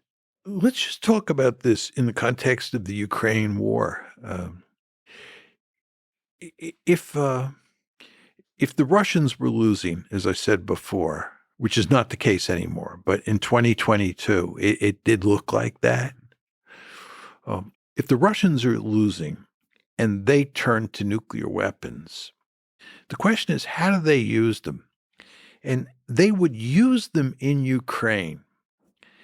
And because Ukraine has no nuclear weapons of its own, Ukraine cannot retaliate. It's not a mutual assured destruction world. It's a case where one side has nuclear weapons and the other doesn't. That means that the Russians are likely to think that they can get away with using nuclear weapons in ways that would not be the case if they were attacking NATO. And therefore, it makes nuclear use more likely. Okay, that's point one. Mm-hmm. Point two is, let's assume that the Russians use 2 or 3 nuclear weapons in a remote area. My palms are sweating, by the way. Just as a commentary. The question, it's terrifying. Yeah. The question then is, what does the West do? Now, Macron has said, and Biden has also, I think, implicitly made this clear, we would not retaliate with nuclear weapons if the Russians were to attack with a handful of nuclear weapons in Western Ukraine. But then the question is, what would we do? Mm-hmm. And if you listen to David Petraeus, what David Petraeus says is that we should attack the Russian naval assets in the Black Sea and attack Russian forces in Ukraine. Well, once you do that, you have a great power war. You have NATO versus Russia, which is another way of saying you have the United States versus Russia. We're now in a great power war. They have nuclear weapons. We have nuclear weapons. They've used nuclear weapons. What is the happy ending here? And just to take it a step further and go back to our earlier discussion about moving NATO up to Russia's borders, the point I made, which you surely agree with, is that the Russians are very fearful when they see NATO coming up to their border. Well, here's a case where not only has NATO come up to their border, but they're in a war with NATO right on their border. What do the escalation dynamics look like there? You know what the answer is? Who knows? That should scare the living bejesus out of you, right? And some of it could be, like you mentioned, unintended.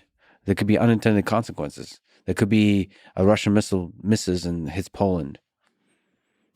These kinds of things that just escalate misunderstandings, miscommunications.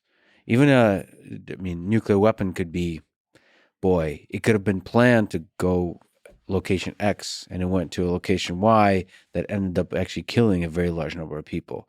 I mean, just that the escalation that happens there just happens in a matter of minutes, and the only way to stop that is communication between leaders. And that to me is a big argument for ongoing communication. You know, there's a story that during the Cuban Missile Crisis, Kennedy put out the word, no aircraft under any circumstances are to penetrate Soviet airspace. Mm-hmm. Yeah. And he then found out a few days later that some guy hadn't gotten the message and had penetrated in an aircraft deep into Soviet airspace. Yeah. And this supports your basic point that, bad things happen. Yeah. And again, the overarching point here is we've never done this before, thankfully.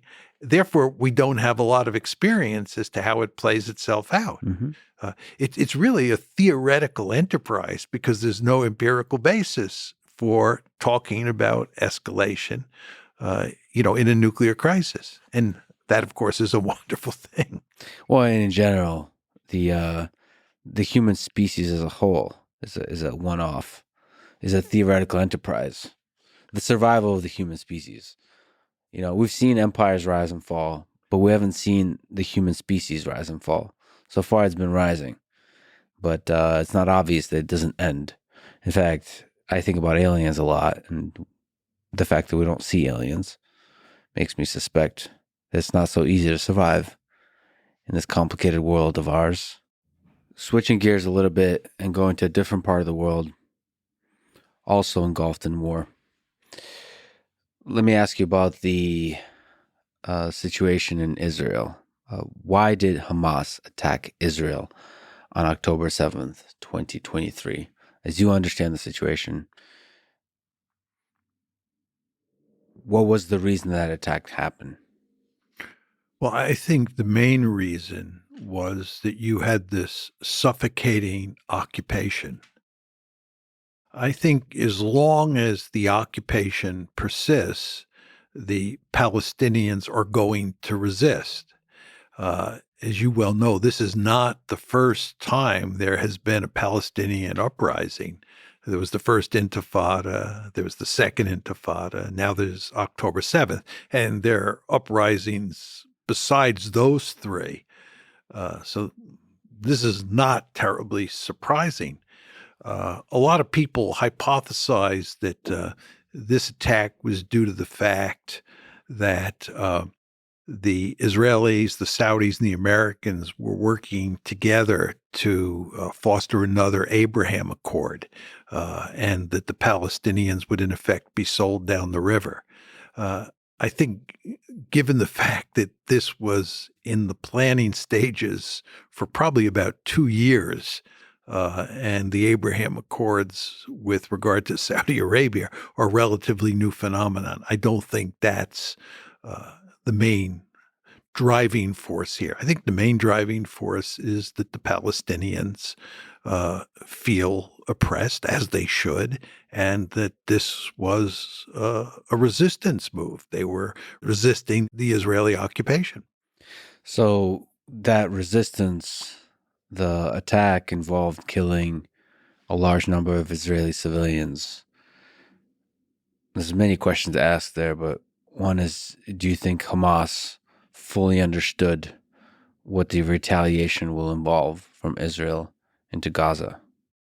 They had to understand. I mean, you had, Operation Cast Lead in 2008, 2009. It started, I think, right after Christmas 2008, and it ended right before President Obama took office in January 2009. And the Israelis periodically do what they call mowing the lawn, where they go into Gaza and they pound the Palestinians to remind them that they're not supposed to rise up and cause any problem.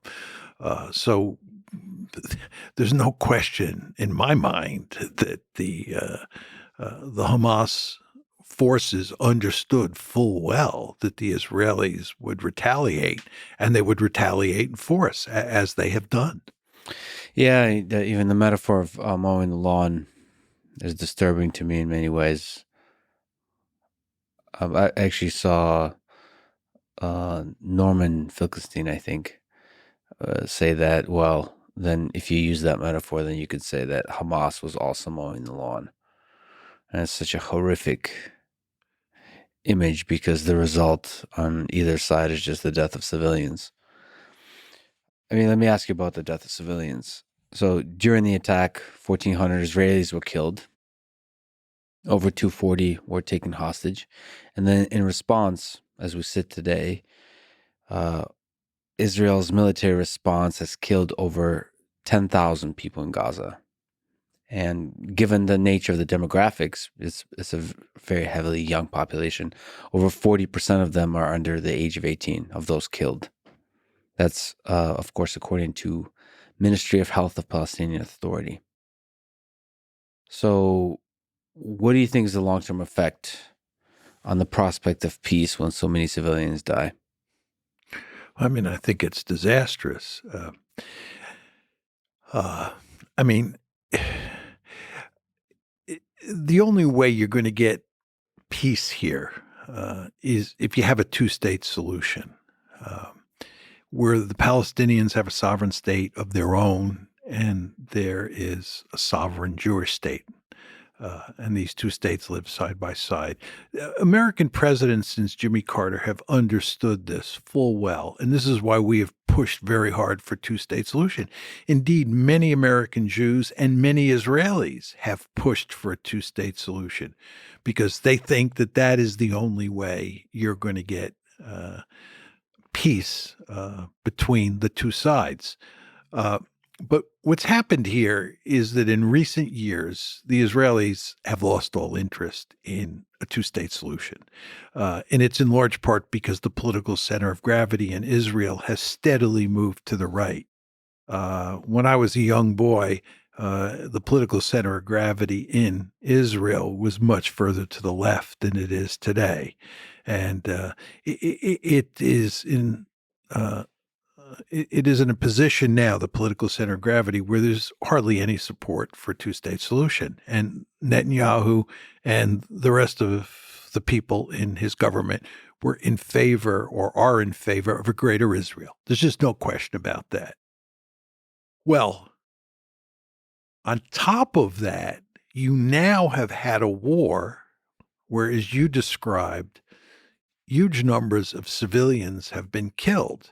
And you already had bad blood between the Palestinians and the Israelis before this conflict.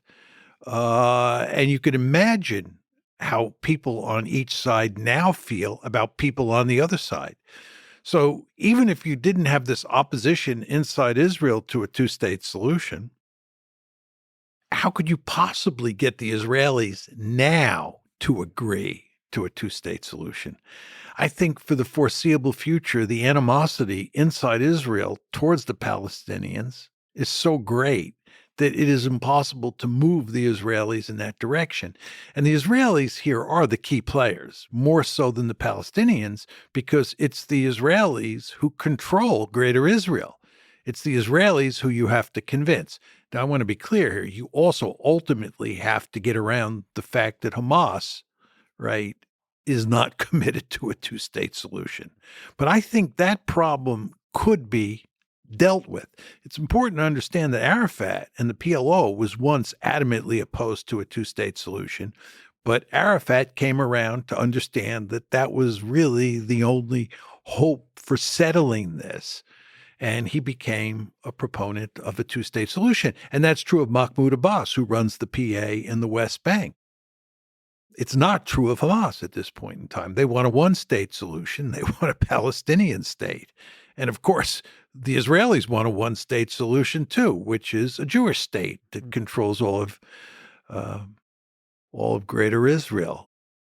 So the question is, can you get some sort of agreement? And I think to get to the nub of your question, given what's just happened, it's almost impossible to imagine that happening anytime soon. The cynical perspective here is that those in power benefit from conflict, while the people on both sides suffer. Is there a degree of truth to that? Or for the people in power to maintain power, conflict needs to continue? No, I don't believe that. I mean, just to take the Netanyahu government or any Israeli government that maintains the occupation, what you want is you want a Palestinian population that submits to Israeli domination of Greater Israel. You don't want resistance. You don't want an intifada. You don't want what happened on October 7th.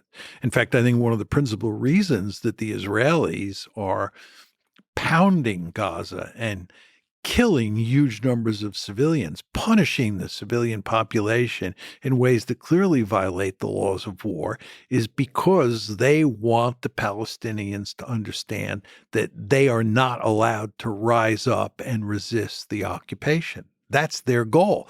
So I think the Israelis would prefer that the Palestinians roll over and accept submission. In terms of the people who live in Gaza, to include the elites, and the people who live in the West Bank, to include the elites, they would much prefer to move to some sort of situation where the Palestinians have a state of their own. I think in the case of the PA, under Abbas, they would accept a two-state solution. I think what at this point in time Hamas wants is a one-state solution, but they want peace. All of them want peace. The two different sets of leadership in Palestine and the Israelis. So you think Hamas wants peace? Sure, but on its own terms. That's the point. What does peace look like for Hamas? At this point in time, I think peace basically means a greater Israel controlled by Palestine or Palestinians. Okay. So essentially, I mean, it's the whole land is called Palestine and there's no Israel. I think at this point in time, that's their principal goal. I do believe, and there have been hints over time, Jimmy Carter has said this, that Hamas can be convinced that a two-state solution, assuming that the Palestinians get a viable state of their own, that Hamas would buy into that. Can we say that with a high degree of certainty? No, but I think the Israelis should have pursued that possibility. They should have worked with Abbas. They should have worked with Hamas to do everything they can to facilitate a two-state solution, because I think ultimately that's in Israel's interest. Now, the Israeli government and most Israelis at this point in time, I believe, don't agree with that. What do you think of Israel starting the ground invasion of Gaza recently on October 27th? The question is, should they continue until they have finally defeated Hamas? There are all sorts of reports in the media, including in the Israeli media, that they're not going to be allowed by the United States to continue this offensive for much more than a few weeks. The Israelis have been saying it's going to take, in the best of all possible worlds, a number of months, if not a year, to finish off Hamas. Well, it doesn't look like they're going to have enough time to do that. I doubt whether they can finish off Hamas even if they're given the time. I think they're going to run into fierce resistance. And when they run into fierce resistance and large numbers of Israelis start to die, they'll lose their appetite for this. And the Israelis, surely know at this point in time that even if they finish off Hamas, even if I'm wrong and they're able to finish off Hamas, another group is going to rise up to resist the occupation. The idea that you can use what Zeev Jabotinsky called the Iron Wall to beat the Palestinians into submission is delusional. It's just not going to happen. The Palestinians want a state of their own. They don't want to live under occupation. And there's no military solution for Israel here. There has to be a political solution. And the only viable political solution is a two-state solution. I mean, you can't go to democracy. You can't go to a situation where you give the Palestinians equal rights inside a greater Israel, in large part because there are now as many Palestinians as there are Israeli Jews. And over time, the demographic balance shifts against the Israeli Jews and in favor of the Palestinians, in which case you'll end up with a Palestinian state in greater Israel. So, democracy for all doesn't work. The Israelis, I believe, are quite interested in ethnic cleansing. I think they saw this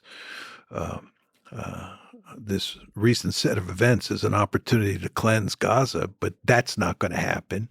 The Jordanians and the Egyptians have made it clear that that's not happening. The United States has now made it clear that that's not happening. And the Palestinians will not leave. They'll die in place. So ethnic cleansing doesn't work. So you're really left with two alternatives, a two-state solution or a greater Israel that is effectively an apartheid state. I mean, that's what the occupation has led to. And all sorts of people have been predicting this for a long, long time. And you've now reached the point, here in the United States, if you say that Israel is an apartheid state, that's going to get you into all sorts of trouble. But the fact is that Human Rights Watch, Amnesty International, and B'Tselem, which is the leading Israeli human rights group, all three of those institutions or organizations have issued detailed reports making the case that Israel is an apartheid state. Furthermore, if you read the Israeli media, right, all sorts of Israelis, including Israeli leaders, refer to Israel as an apartheid state. It's not that unusual to hear that term used in Israel. This is disastrous for Israel, in my opinion. And Steve Walton and I said this, by the way, when we wrote the Israel Lobby, that Israel is an apartheid state, which is equivalent to Israel as an occupier, is not good for Israel. And that brings us back to the two-state solution. But as you and I were talking about a few minutes ago, it's hard to see how you get a two-state solution. And the end result of this conversation is utter despair. Because the path to a two-state solution is blocked by the amount of hate that's created by civilian deaths. Well, that plus the fact that the Israeli government is filled with people who have no interest in a two-state solution. They're ideologically deeply committed to a greater Israel. They want all the land between the Jordan River and the Mediterranean Sea to be part of a Jewish state. They're just ideologically committed to that. And of course, as we were talking about before with regard to Hamas, Hamas wants everything between the river and the sea to be a Palestinian state. And, when you have two sides with those kinds of views, right, you're in deep trouble because there's little room for compromise. So what you have to do to get this to work is you have to convince the Israelis that it's in their interest to have a two-state solution. And you've already taken care of the PA on this front, the Palestinian Authority, but you've got to convince Hamas that its maximalist goals are not going to work, and it's in its interest to follow in the footsteps of Arafat and accept a two-state solution. But even if you do that at this point, let's say that, there's a lot of willingness intellectually on both sides to do that. The problem is that the hatred that has been fueled by this recent this ongoing conflict is so great that it's just hard to imagine how you can make a two-state solution work at this juncture. That's why I've sort of taken to saying, and I hope I'm wrong here, that, on the two-state solution, that boat has sailed. It's just, it's no longer possible. Well, again, I believe in leadership, and there's other parties at play here, other nations, Jordan, Saudi Arabia, other players in the Middle East that can help. That can help through a normalization of relationships and these kinds of things. There's always hope, like you said, slither of hope. Slither of hope. I think human civilization progresses forward by taking advantage of all the slithers it can get. Let me ask you about, you mentioned the Israel lobby. You wrote a book, probably your most controversial book on the topic. Not probably. Clearly the most controversial book I ever wrote. So you've criticized the Israel lobby in the United States for influencing U.S. policy in the Middle East. Can you explain what the Israel lobby is, their influence, and your criticism over the past, let's say, a couple decades? Well, the argument that Steve Walt and I made, actually we wrote an article first, and which appeared in the London Review of Books, and then we wrote the book itself. Our argument is that the lobby is a loose coalition of individuals and organizations that push American policy in a pro-Israel direction. Basically, the lobby is interested in getting the United States, and here we're talking mainly about the American government, to support Israel no matter what Israel does. And our argument is that if you look at the relationship between the United States and Israel, it's unprecedented in modern history.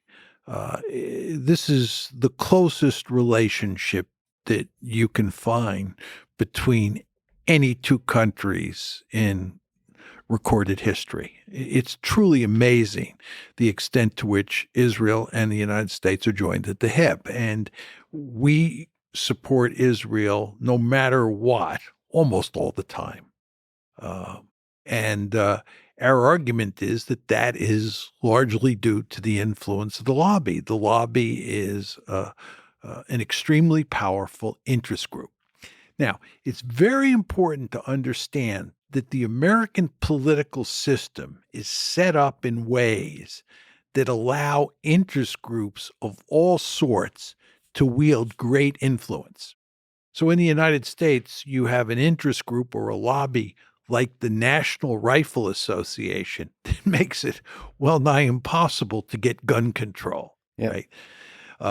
And so with the Israel lobby, you have this group of individuals and organizations that wield enormous influence on U.S. policy toward the Middle East. And this is not surprising given the nature of the American political system. So our argument is that the lobby is not doing anything that's illegal or illicit or immoral or unethical. It's just a good old-fashioned American interest group. And it just happens to be extremely powerful. And our argument is that this is not good for the United States because no two countries have the same interests all the time. And when our interests conflict with Israel's interests, we should be able to do what we think is in our national interest, in America's national interest.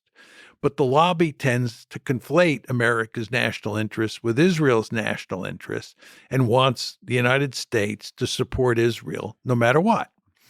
We also argue, and I cannot emphasize this enough given what's going on in the world today, that the lobby's effects, the lobby has not been pushing policies that are in Israel's interest. So our argument is that the lobby pushes policies that are not in America's interest or not in Israel's interest. Now you're saying to yourself, what exactly does he mean by that? What every president since Jimmy Carter has tried to do, as I said before, is to foster a two-state solution, to push Israel, which is the dominant player in Greater Israel, push Israel to accept the two-state solution. And we have run into huge resistance from the lobby whenever we tried to, let's be blunt about it, coerce Israel, right? In a perfect world where there was no lobby and an American president was free to put pressure on Israel, to coerce Israel, I believe we would have gone a long way towards getting two-state solution. And I believe this would have been in Israel's interest. But we couldn't get a two-state solution because it was almost impossible to put meaningful pressure on Israel because of the lobby. So this was not in Israel's interest, and it was not in America's interest. And that was the argument that we made. And we, of course, got huge pushback for making that argument. What's the underlying motivation of the lobby? Is it religious in nature? Is it similar to the way war hawks are sort of militaristic in nature? Is it nationalistic in nature? What's if you were to describe this loose coalition of people, what would you say is their motivation? Well, first of all, I think you have to distinguish between Jews and Christians. You want to remember that there are a huge number of Christian Zionists who are deeply committed to Israel no matter what, right? And then there are a large number of Jews. The Jews are obviously the most important of those two groups in the Israel lobby. But, one of the arguments that we made in the book is that you should not call it the Jewish lobby, because it's not populated just by Jews, and Christian Zionists are an important part of that lobby. But furthermore, there are a good number of Jews who are opposed to the lobby and the policies that the lobby purveys. And there are a number of Jews who are prominent anti-Zionists, right? So, and they're obviously not in the lobby. Or if you take a group like Jewish Voice for Peace, right? Jewish Voice for Peace is not in the lobby. So it's wrong to call it a Jewish lobby. But with regard to the American Jews who are in that lobby, I think that really this is all about nationalism. It's not so much religion. Many of those Jews who are influential in the lobby are not religious in any meaningful sense of that term, but they self-identify as Jewish in the sense that they feel they're part of a Jewish nation.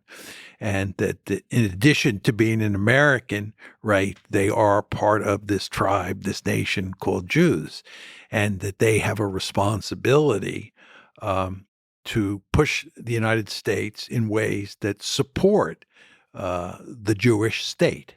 So I think that's what drives most, if not almost all, the Jews. This is not to say there's not a religious dimension for some of them, but I think that the main connection is much more tribal in nature.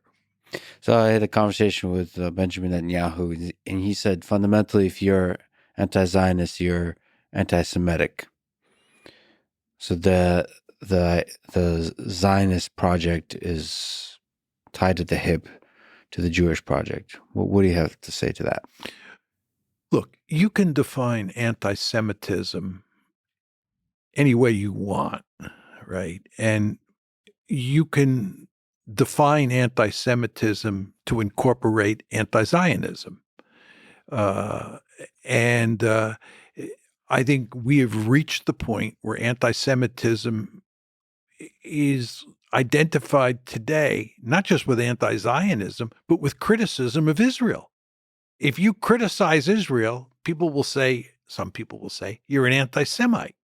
And if that's your definition of anti-Semitism, it's taken an important term and stretched it to the point where it's meaningless, right? So when Steve and I wrote the book, wrote the article and then wrote the book, all sorts of people said that we were anti-Semites.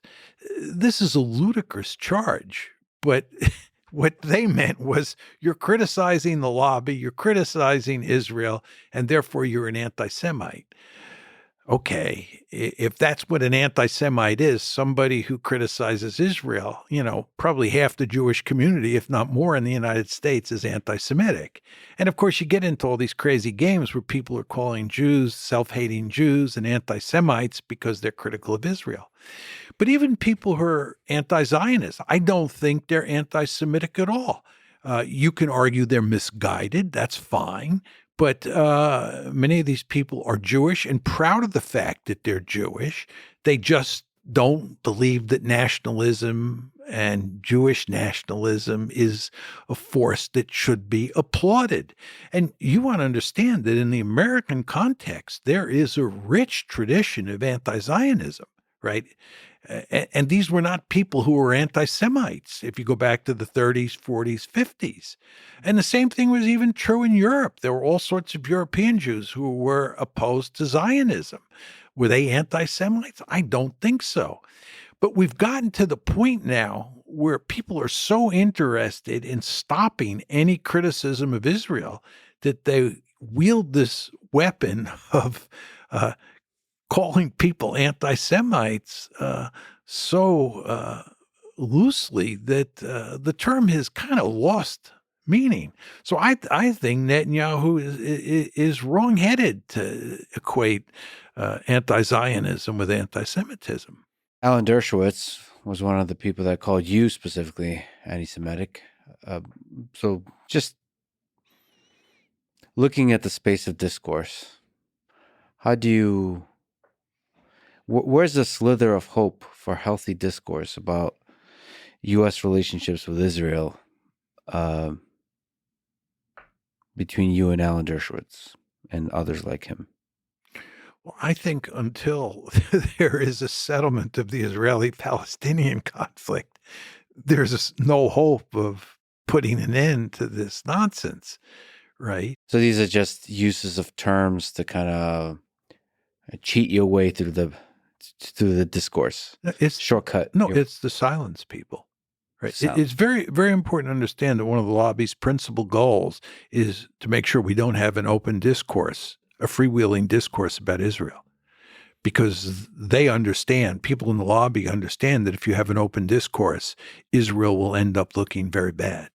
Right. You don't want to talk about the occupation. You don't want to talk about how Israel was created. Right. All these subjects are ones that will cause problems for Israel. See, just to go to the present crisis, okay, when you have a disaster, and what happened on October 7th is a disaster, one of the first things that happens is that people begin to ask the question, how did this happen? Right? What's the root cause of this problem? This is a disaster. We have to understand what caused it so that we can work to make sure it doesn't happen again. So we can work to shut it down and then make sure it doesn't happen again. Mm-hmm. But once you start talking about the root causes, right, you end up talking about how Israel was created, right? And that means telling a story that is not pretty about how the Zionists conquered Palestine. And number two, it means talking about the occupation, right? It's not like Hamas attacked on October 7th because there were just a bunch of anti-Semites who hated Jews and wanted to kill Jews. This is not, Nazi Germany. Right. This is directly related to the occupation and to what was going on inside of Gaza. And it's not in Israel's interest or the lobby's interest to have an open discourse about what the Israelis have been doing to the Palestinians since, I would say, roughly 1903, when the second Aliyah came to Israel or came to what was then Palestine. Right. We want to talk about that. And we don't want to talk about, from the lobby's point of view, the influence that the lobby has, right? It's better from the lobby's point of view if most Americans think that American support of Israel is just done for all the right moral and strategic reasons, not because of the lobby. And when John Mearsheimer and Steve Walt come along and say, you have to understand that this special relationship is due in large part to the lobby's influence, that is not an argument that people in the lobby want to hear. So the point is you have to go to great lengths for all these reasons. You have to go to great lengths to silence people like me and Steve Walt. And one of the ways to do that is to call us anti-Semites. I think the chapter or the section of the book where we talk about this charge of anti-Semitism is called The Great Silencer. That's what we call the charge of anti-Semitism, the Great Silencer. Who wants to be called an anti-Semite, especially in the wake of the Holocaust? Do I want to be called an anti-Semite? Oh my God, no. So it's very effective. But, it is important to talk about these issues, in my humble opinion. And I think if we had talked about these issues way back when, it would have gone a long way towards, maybe getting a two-state solution, which I think was the best alternative here. It's complicated, and I wonder if you can comment on the complexity of this, because criticizing Israel and, criticizing the lobby can, for a lot of people, be a dog whistle for sort of anti-Semitic conspiracy theories. That, this idea that Jews run everything, run the world, or this kind of cabal. And, it's also very true that people who are legitimately anti-Semitic are also critics of Israel in the same kind of way. And so it's such a complicated landscape in which to have discussions, because, even people like David Duke, who are, racist, don't sound racist on the surface. Well, I haven't listened to him enough, but there's dog whistles. It's a complicated space in which to have discussions, because I wonder if you can sort of speak to that. Because there's this silencing effect of calling everybody anti-Semitic, but it's also true that there is anti-Semitism in the world. Like, there is a sizable population of people that hate Jews. There's probably a sizable population of people who hate Muslims too. But, a lot of hate out there. A lot of hate out there. But the hatred of Jews has like a long history. And so you have Rolling Stones have a set of great hits. And there's just a set of great hits of the ways conspiracy theories that you can make up about the Jews that are used as part of the hatred. So there's nice templates for that. And I just wonder if you can comment on operating as a historian, as an analyst, as a strategic thinker in this kind of space. Yeah, we obviously, when we wrote the article, which we did before the book, gave this subject a great deal of thought. I mean, what you say just now is music to our ears. I'm talking about me and Steve. I think that, your point about dog whistles is correct. Look, we went to great lengths to make it clear that this is not a cabal. It's not a conspiracy. And in fact, in a very important way, the lobby operates out in the open, right? They brag about their power, right? And this was true before we wrote the article, right? And we said in the article and the book, and you heard me say it here. First of all, it's not a Jewish lobby, right? Secondly, it's not a cabal, right? It's an American interest group. And the American system is designed such that interest groups are perfectly legal, and some of them are super effective. Exactly. I mean, you hit the nail right on the head. That's exactly right. And and there was nothing that we said that was anti-Semitic by any reasonable definition of that term. And, huge numbers of Jews have known me and Steve over the years, and nobody ever said that we were anti-Semitic before March 2006 when the article appeared, because we're not anti-Semitic. But look, you've got this interest group, right, that has a significant influence on American policy and on Israeli policy. And you want to talk about it. It's just important to talk about it. It's important for Jews, right, in the United States, for Jews in Israel, to talk about this. The idea that you want to silence critics is not a smart way to go about doing business, in my opinion.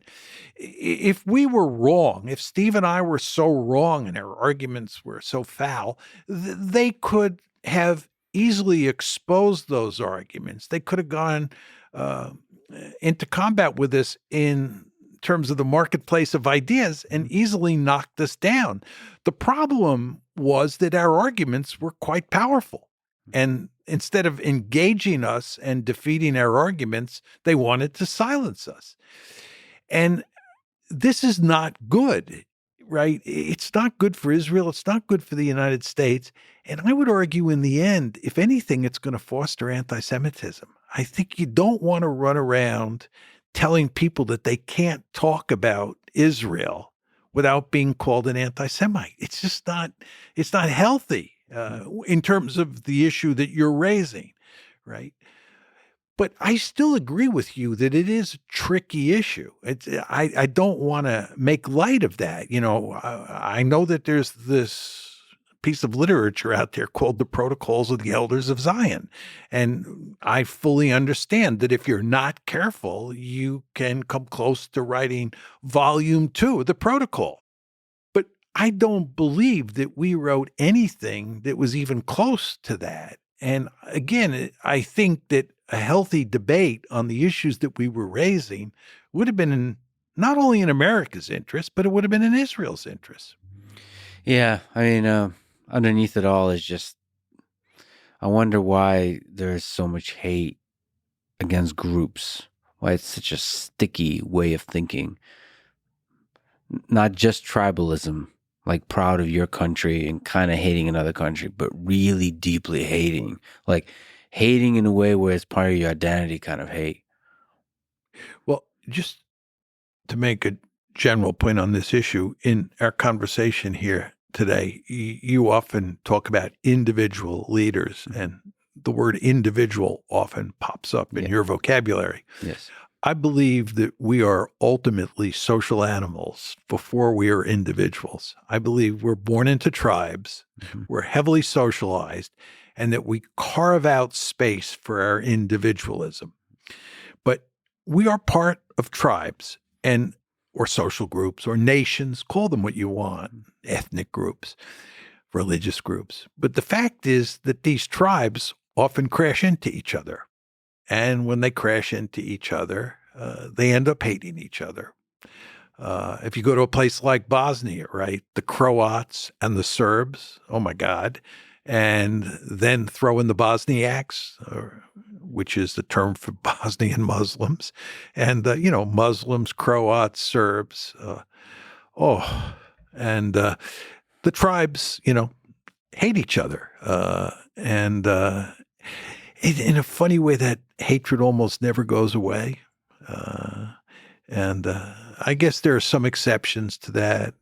If you look at the Germans after World War II, they've gone a long way towards reducing, I wouldn't want to say completely eliminating, but reducing a lot of the hatred that existed between Germans and their neighbors. But that's really kind of an anomalous case. I mean, you go around East Asia today and the hatred of Japan in a place like China, the hatred of Japan in a place like Korea, just not to be underestimated. And but I think a lot of it just has to do with the fact that you're dealing with social groups that have crashed into each other at one point or another. And there are those lingering effects. And by the way, this gets back to our discussion a few minutes ago about trying to get a two-state solution between the Palestinians and the Israeli Jews now that you have had this horrible war, which is ongoing. It's interesting to go back to World War II. Now, you said you studied Nazi Germany in the 30s from a perspective of maybe offensive realism. But just to look at the Holocaust, it's sometimes popular in public discourse today to compare certain things to the Holocaust. People have compared the Hamas attack on Israel to the Holocaust, saying things like it's the biggest attack on Jews since the Holocaust, which kind of implies that there's a comparison. People have made that same comparison in the other direction. What do you make of this comparison?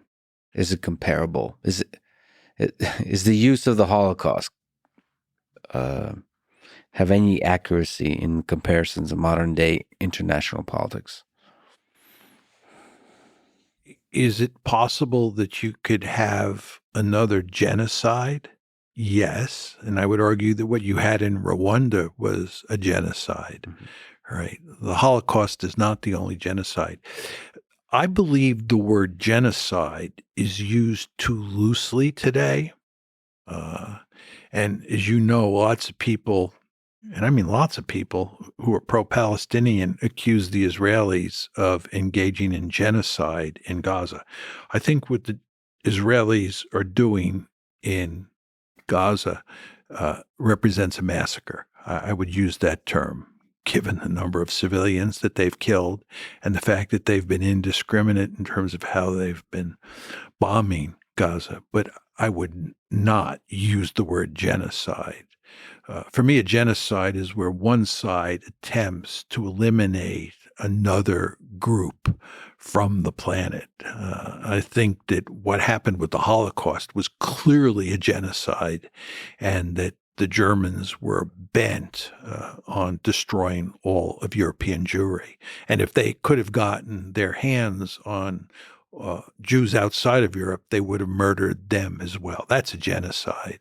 And I think with the Hutus and the Tutsis, you had a similar situation. I think with the Turks and the Armenians during World War I, that was a genocide. But I have a rather narrow definition of what a genocide is, and I don't think there are many cases that qualify as a genocide. The Holocaust certainly does, okay? Now, what Hamas did doesn't even come close to what happened to European Jewry between, let's say, 1939 and 1945, although I date the start of the Holocaust to 1941 if we were, looking at it closely. But let's just say 1939 when they invade Poland. From 1939 to 1945, what Hamas did pales in comparison. It's hard to believe anybody would make that argument, right? Yes, a lot of Jews died, but hardly any compared to the number that died, at the hands of the Germans. I mean, it just no parallel at all. And furthermore, Hamas was in no position to kill all of the Jews in the Middle East. Just not going to happen. Yeah, but there's also levels of things, using Germans using human skin for lamps. There's just levels of evil in this world. Yes, but you don't see that that's not what Hamas is doing. No. I mean, I want to be very clear here. I am not justifying Hamas's killing of civilians, okay? Not for 1 second. But I'm just saying, and by the way, just to go to the Israelis and what they're doing in Gaza, right? As I said to you before, I do believe that is a massacre, and I believe that's to be condemned, the killing of civilians. This is not legitimate collateral damage. They're directly punishing the population. But I would not call that a genocide, right? And I would not compare that to the Holocaust for 1 second. I just want to be very clear on that. Do you think if Israel could, they would avoid the death of any civilians? So you're saying there's some degree of punishment, of No, collective they're anger. purposely killing civilians. This is the iron wall. They're trying to beat the Palestinians into submission, right? There's no way you kill this many civilians if you're trying to precisely take out Hamas fighters. And by the way, the Israeli spokesman, the IDF spokesman, has explicitly said that we are not pursuing precision bombing and that what we are doing is trying to, maximize the amount of destruction and damage that we can inflict on the Palestinians. And I think this is a major mistake on the part of Israel. First of all, it ends up being a moral stain on your reputation, number one. And number two, it doesn't work. It doesn't work. The Palestinians are not going to roll over and submit to Israeli domination of their life. So, the whole concept of the Iron Wall, Jabotinsky's term, was misguided. And by the way, if you look at what the Israelis are doing, they're trying to do two things. One is the Iron Wall, and that's where you punish the civilian population in Gaza and get them to submit. The other thing that they're trying to do is get Hamas. They want to destroy Hamas. And the belief there is that if they destroy Hamas, they've solved the problem. But as many Israelis know, including people on the hard right, even if you destroy Hamas, they are going to be replaced by another group, another resistance group. And that resistance group will employ terror. Yeah, I think you've said that other terrorist organizations have used the situation in Palestine as a kind of a recruitment mechanism for a long time. Osama bin Laden made it clear that this was one of his principal reasons for attacking the United States, right? And the United States attacked back and got us into a 20-year war that cost the lives of millions of people, not American, but human beings. Yeah. And engaged in torture. Yeah.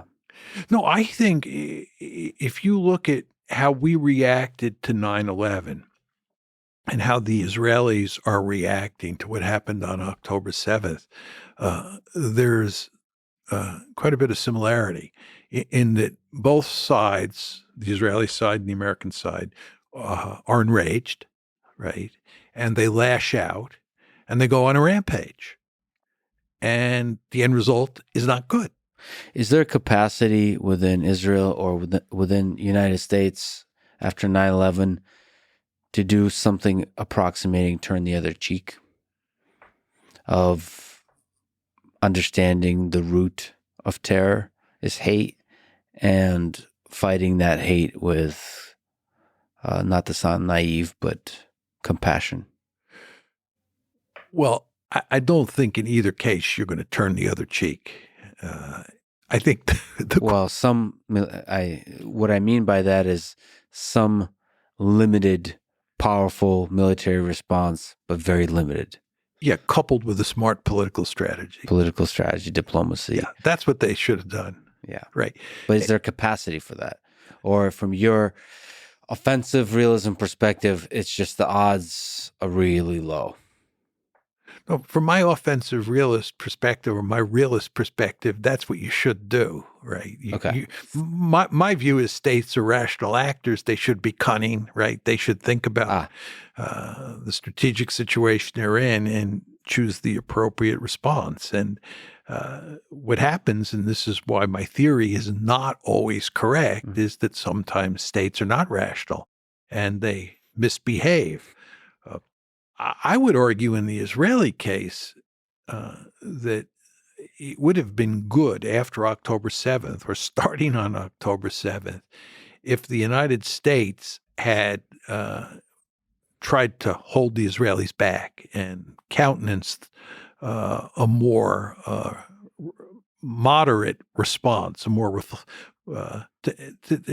take some time just to think about how to deal with this problem instead of lashing out.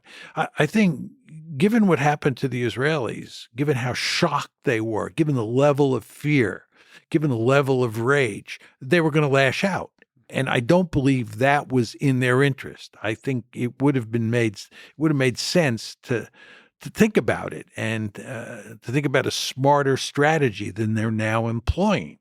And I think, the Americans blew it. The Americans gave them a bear hug and a green light and said, we'll give you all the weaponry you need and go out and do it. And I don't think that was the smart thing to do. Look, in the wake of October 7th, the Israelis had no good strategy. Right. It's not like there's a magic formula that they just didn't see. And we should have told them what the magic formula was. Right. That's not true. They were, in a sense, caught between a rock and a hard place in terms of what to do. But there's smarter things and dumber things. And I think the Israelis lashed out in ways that are counterproductive. I think, going on a rampage and, killing huge numbers of civilians it's obviously morally wrong, but it's also just not in their strategic interest, right? I mean, because it's not going to buy them anything, right? And in fact, it's going to cost them, right? Because people all over the planet are turning against Israel. I saw, an Israeli think tank today that has been tracking protests around the world, gave some figures for what it looked like between October 7th and October 13th in terms of the number of protests around the world that were pro-Israel versus pro-Palestine. And then it looked at the numbers from October 13th up to the present. And I think the numbers were 69% were pro-Palestinian in the first 6 days after October 7th, 69%. And I think 31%, take these numbers with a grain of salt, 31% were pro-Israel. So I think it was 69 and 31. Since then, since October 13th, if you look at the number of protests around the world, 95% have been pro-Palestinian and 5% have been pro-Israel. And what this tells you is that public opinion around the world has shifted against Israel.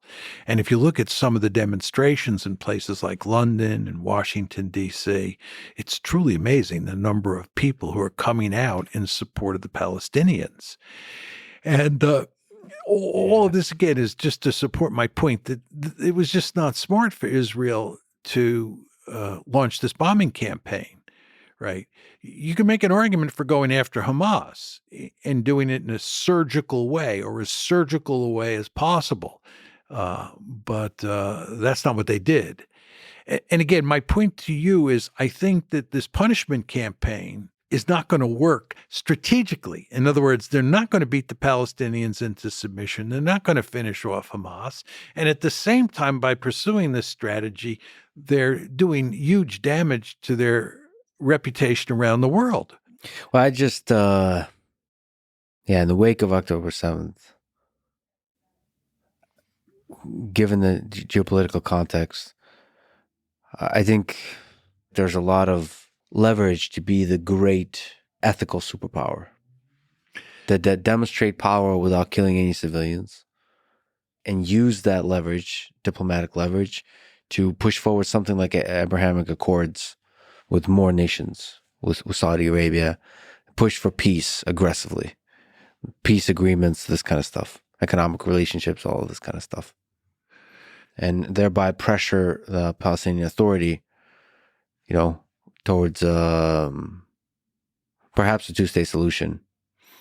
No, but I think what you're missing here, just in the Israeli case, is that the Israeli government is not interested in a two-state solution. And you want to remember that Benjamin Netanyahu, who looks very hawkish when you look at him in isolation, doesn't look so hawkish when you look at him compared to the rest of the people in his cabinet, right? He almost looks like a moderate He's got a lot of people who are way out to the right of him. And these people, and this, of course, includes Netanyahu, are not interested in a two-state solution. So the question you have to ask yourself is, if you're Benjamin Netanyahu and it's October 7th, late in the day, what do? You're not thinking about a two-state solution. You're thinking about an occupation that's not going to end. And the question is, how do you deal with the Palestinians, given what's just happened? Well, there's people in the cabinet, and then there's history. And history remembers great leaders. And so Benjamin Netanyahu can look in the streets of Israel and see the protests and think of how history will remember him. And I think a two-state solution is on the table for a great leader. Well, it was there. Was he the person who was going to take advantage of it? I don't think so, but well, he's a student of history. See. Well, at this point, what the we'll see does. I mean, at this point, it's very difficult. Like you said, 95% now, or whatever the number is, of protests. I think the window in which Israel has the ears of the world, it can do the big ethical peace action towards peace is, I think, is closed. Or maybe there's still a slither, but it's just the slippery slope of hate has taken off. It's quite depressing to watch what's going on. I agree 100%. Unequivocally depressing. But, of course, as you talk about the role of the U.S. involvement is of critical importance here for the United States. And the argument you make is that we should not be involved in Ukraine, at least to the degree we are, we being the United States. And we should not be involved in Israel to the degree we are, because it's stretching us too thin when the big geopolitical contender in the 21st century with the United States is China. Is that a correct summary? Yeah, I think just on Ukraine, we should not have pushed Ukraine to join NATO. Sure. And once the war started, we should have worked overtime to shut it down immediately. March. Yeah. March, right. And you remember, by the way, not to go back to Ukraine in great detail, in the early fall of 2022, the war starts February 2022. There's March 2022, which we've talked about, which is the negotiations. In the fall of 2022, I think it was in September, the Ukrainians had won two major tactical victories, one in Kherson and the other in Kharkiv. Mm-hmm. And at that point in time, General Milley, who was the chairman of the Joint Chiefs of Staff, said, now is the time to negotiate, because this is the high water mark for the Ukrainians. Yeah. Milley understood that things were only going to get worse. And the White House shut Milley down and said, we're not negotiating. So we have blown a number of opportunities here to head this problem off at the pass. But that's my view there. And with regard to the Israelis, my only point about Israel is that it would be better for Israel and better for the United States if we, the United States, the United States was in a position to put pressure on Israel from time to time. As Steve and I say in the book, we should be able to treat Israel like a normal country, right? The fact is that countries sometimes do stupid things. Mm-hmm. This includes the United States and Israel. And if Israel is pursuing a policy that we think is unwise, we should be in a position where we could put pressure on Israel. Yeah. That's our argument, right? But anyway, we goofed both with regard to Ukraine and with regard to the Middle East. And we're now up to our eyeballs in alligators in both of those regions. And as you described my view, this is not good, because the area of the most strategic importance for the United States today is East Asia. And that's because China is there, and China is the most serious threat the United States faces. Do you think there will be a war with China in the 21st century? I don't know. My argument is there is right now, a serious security competition. And at the same time, there is a real possibility of war. Whether or not we avoid it is very hard to say. We did during the Cold War. We had a serious security competition from roughly 1947 to 1989, and we thankfully avoided war. Probably came the closest in 1962 with the Cuban Missile Crisis, but we avoided it, and I think we can avoid it here. Is it for sure? No. You've said that China won't move on Taiwan militarily, in part because it's, as you said, amphibious operations are difficult. Why will China not move on Taiwan, is in your sense, in the near future? Well, it's because there's this body of water called the Taiwan Strait, which is a big body of water. And getting across water is very difficult, unless you can walk on water. So geography still has a role to play in the 21st century? Oh, yeah. I think geography is very important. Big bodies of water really matter. Yeah. In an ideal world, you'd like to have the Pacific Ocean between you and any potential adversary, 6,000 miles. Yes. 6,000 miles of water, hard to get across. Yeah. If you're a country and I'm a country and there's land between us, I can take my panzer divisions and I can go right across the land and get into your country or attack your country. And you, of course, can take your panzer divisions and come across that same piece of land. But if there's a big body of water between us, your panzer divisions can't go across the water. And then the question is, how do you get them across the water?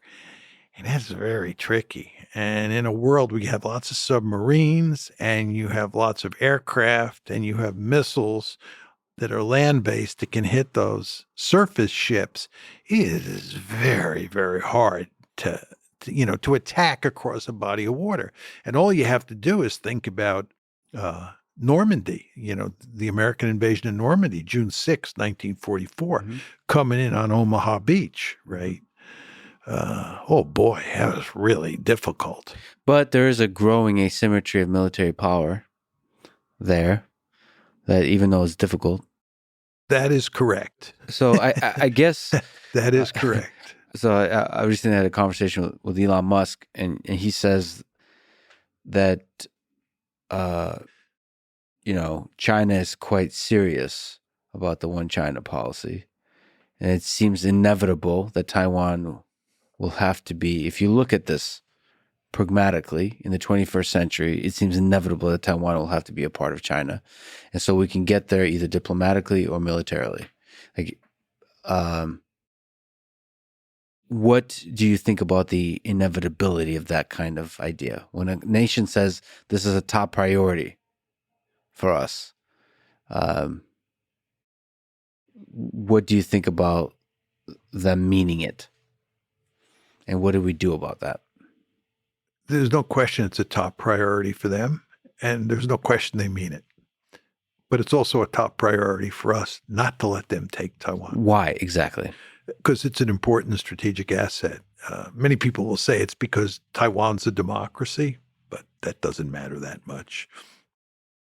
It's because of two strategic reasons. The first is that if we were to let Taiwan go, it would have hugely negative consequences for our alliance structure in East Asia. Mm-hmm. To contain China, we need allies. We have an alliance structure. And our allies, Japanese, South Koreans, Filipinos, Australians, they're all counting on us to be there for them. And if we say we're not going to defend Taiwan, the Chinese attack, they're going to say, I bet if the Chinese attack us, the Americans won't be there for us. So it would have a damaging effect on our alliance structure, which we cannot afford, because containing China is a wicked problem. It's a powerful state. You were getting to this before when you talked about China versus Taiwan. So that's the first reason. Second reason is you want to bottle up the Chinese Navy and the Chinese Air Force inside the first island chain. You don't want to let them get out into the Pacific. You don't want them dominating the waters of East Asia. You want to bottle them up again inside the first island chain. And you can only do that if you control Taiwan. If you don't control Taiwan, they get out into the Philippine Sea, into the Pacific and the Western Pacific and cause all sorts of problems. Well, you saying all that, you've also said the century of humiliation. Japan and the United States are a source of that humiliation for China. Don't you think they see the other side of that? Absolutely. And in the interest of avoiding a world war, I guess the question is, how do we avoid a world war? It doesn't seem like the military involvement in the conflict between China and Taiwan is the way. Well, I don't want... There's no good answers here. I'm just saying. There are no good... which is the less bad option. Well, what you want to do is you want to make sure that you deter China from invading Taiwan. You want to avoid a war. You and I are in complete agreement on that. We don't want a war, but we want to contain China. We do not want to let China dominate Asia. That's what the Americans are principally concerned with here. And it's what China's neighbors are principally concerned with. And this includes the Japanese, the South Koreans, the Filipinos, Australians, and the Taiwanese. They don't want, and we don't want China to dominate the region. So we have to contain it. But at the same time, and this should be music to your ears, we not only want to contain it, we want to make sure we don't end up in a shooting match with the Chinese, because this could be disastrous. So you have to have a very smart policy. You have to build powerful military forces, and you have to make sure you don't do anything that's provocative. On Taiwan, for example, the last thing you want is for the Taiwanese government to declare its independence, because the Chinese have said, if Taiwan does that, we'll go to war. And of course, we don't want that. So my view is you want to smartly build up your military forces, and you want to do everything you can to contain China. And at the same time, not be provocative.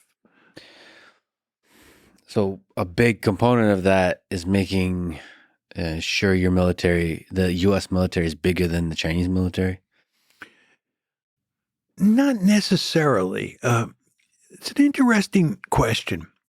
A lot of people think that to make deterrence work, right, you have to be able to beat the Chinese, and therefore you need a much bigger military.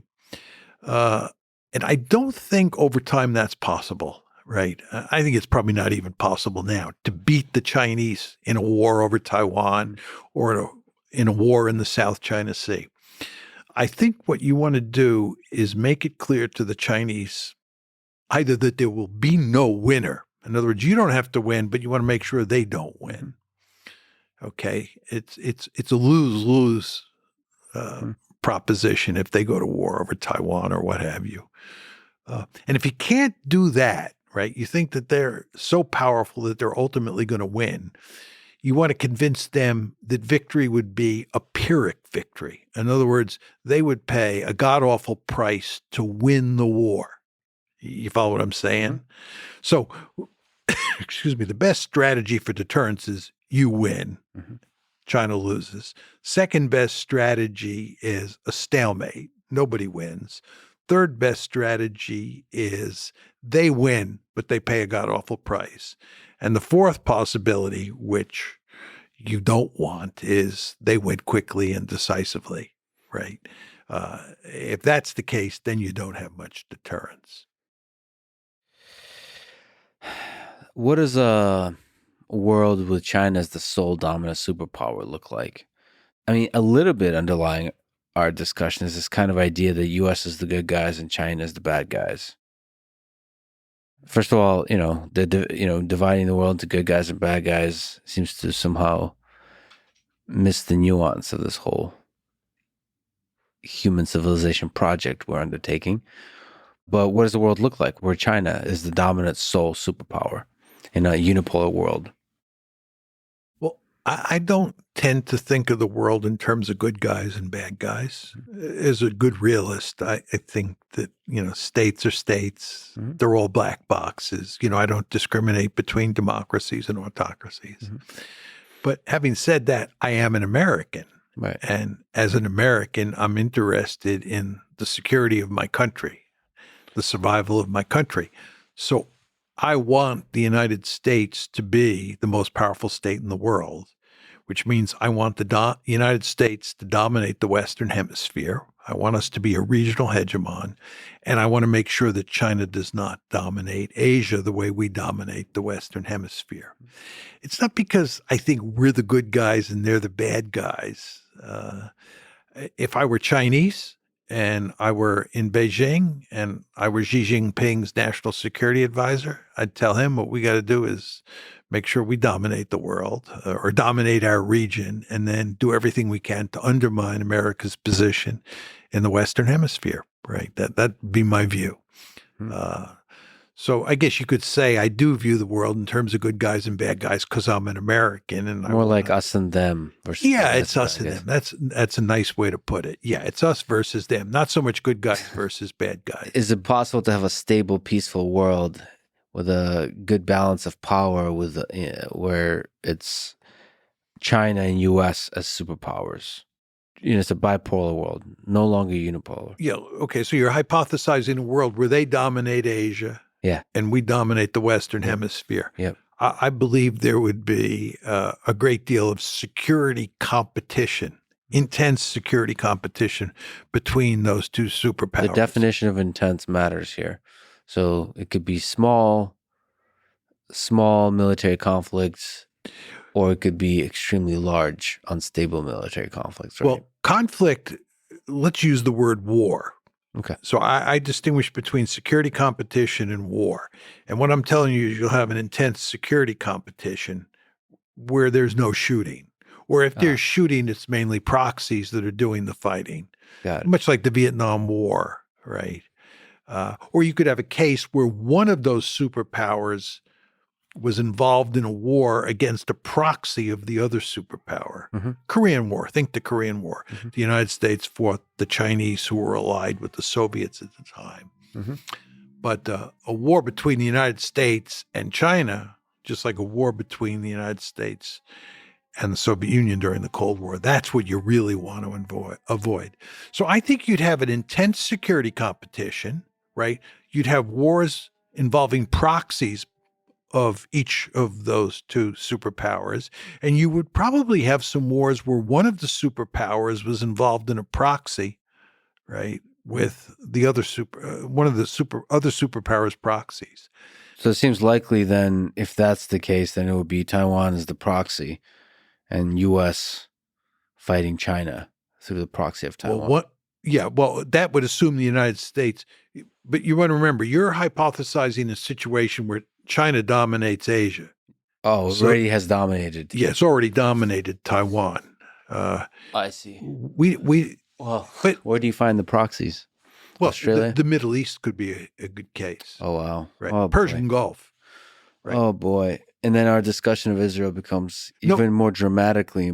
Yeah, well, Israel gets involved. I think in this scenario, if you're talking about a U.S.-China competition, right, and you're talking about the Middle East, I think it's the Gulf. It's the Saudis, the Iranians, the Iraqis. It's the oil. Don't you think it could be Israel versus Iran with some very 1984 kind of dramatic partnership of Iran, Russia, and China versus the United States, Europe, and Israel? I think that's possible. Yeah, I think that's possible. Yeah. Now that I mean, I hadn't thought about it until you said it, but yeah, I think that is possible. Isn't that terrifying?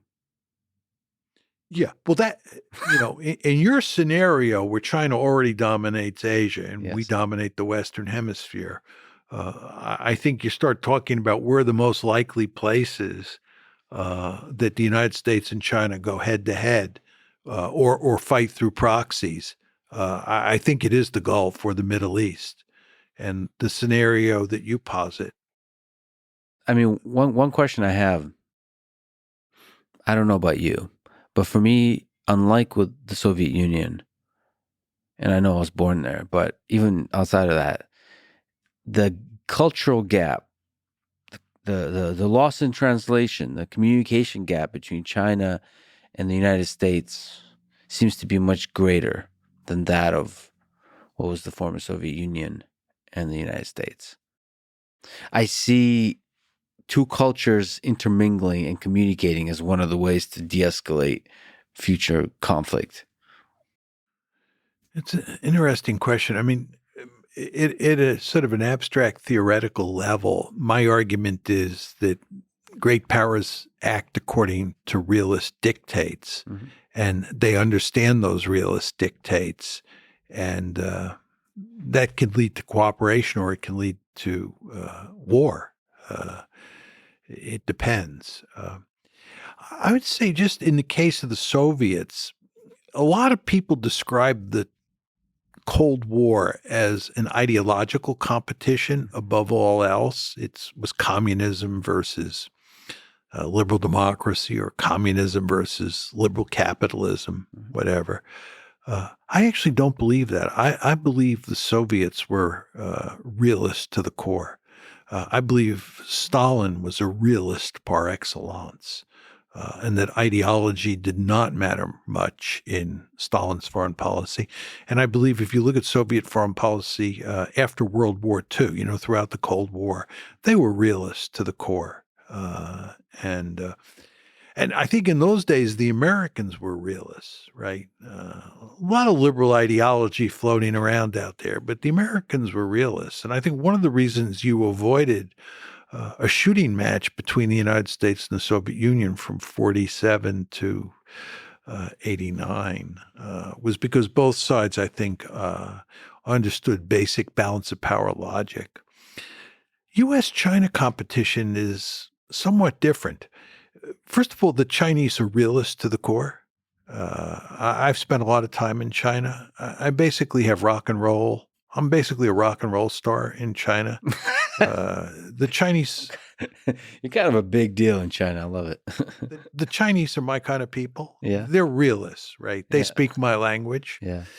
It's the United States that is not very realist. Yeah. American leaders have a very powerful liberal bent and tend not to see the world in realist terms. I believe, by the way, just going back to our discussion of NATO expansion, I think our inability to understand that NATO expansion was anathema to the Russians, was due in large part to the fact that we just, during the unipolar moment, didn't think of international politics from a realist perspective and didn't respect anyone who thought about international politics from a realist perspective. If those various American administrations, starting with the Clinton administration, had put their realist hat on, they would have understood that NATO expansion into Ukraine was not a good idea. But we had this thoroughly liberal view of the world that dominated our thinking. And it's gone away somewhat since we've moved into multipolarity, but not completely. And this makes me a little nervous, right, to pick up on your point. I mean, the United States is thinking about the world in ways that are somewhat different than the Chinese, who are realists par excellence. So that's fascinating. So the Chinese are pragmatic about thinking of the world in as a competition of military powers, all the ways in which you described the realist perspective. So that's a hopeful thing, right? If we can achieve stability and a balance of powers through that military competition. Yeah, I actually think that's right. I think if the United States, just let me talk a little bit about the United States to get at the issue you're raising. If the United States pursues a smart containment strategy, given what you just said and I said about the Chinese, I think we will avoid war. The problem with the Americans is it's not just the liberalism. It's the possibility that we will pursue a rollback policy. In other words, during the Cold War, we pursued containment. It was whenever anybody talked about American grand strategy towards the Soviet Union, it was containment, containment, containment. We now know from the historical record that the United States was not only pursuing containment, it was pursuing rollback. We were trying to roll back Soviet power. To put it bluntly, we were trying to wreck the Soviet Union, okay? And I would not be surprised moving forward with regard to China if the United States pursues a serious rollback policy. And so you're saying throughout history, the United States was always doing that, always Well, where's that from? Why can't we respect the power of other nations? Because they may be a threat to us. We Well, I mean, you don't look. You don't respect the power of other nations. You fear the power of other nations. well, fear and respect are next door neighbors, depending on the neighborhood you're living in. But I just mean it could be very counterproductive to try, because if you can empathize with if you assume they're rational actors, you trying to roll back will create, would lean into the uncertainty of potential conflict. So you want to avoid the uncertainty of potential conflict. Caution, right? Well, yes and no. Look, your point is you want to empathize. You want to be able to put yourself in Yes. the shoes of the other side. Yes. I agree 100% with that, right? It's very important if you're a first-class strategist to be able to do that. But at the same time, there is this competition for power taking place. And what you want to do is maximize how much power you have relative to the other side. Mm-hmm. And the other side wants to maximize how much power it has relative to you. Mm-hmm. So you have this competition for power, right? That's taking place all the time. And that's taking place at the same time you want to have empathy, or you want to be able to put yourself in the shoes of the other side. So those two things kind of go together, right? It just feels less threatening to build up your thing versus try to hurt the other person's thing, the other group's thing. Right. But if you build up your own power, you are building up your capability to hurt the other side. Right. But I guess you don't rattle the saber. Just work on manufacturing sabers. Well, that I agree with. I think that, the United States, wants to make sure it has a big stick in East Asia for purposes of containing China and avoiding a war, right? Again, I want to be clear. I'm not advocating that we start World War III. Mm-hmm.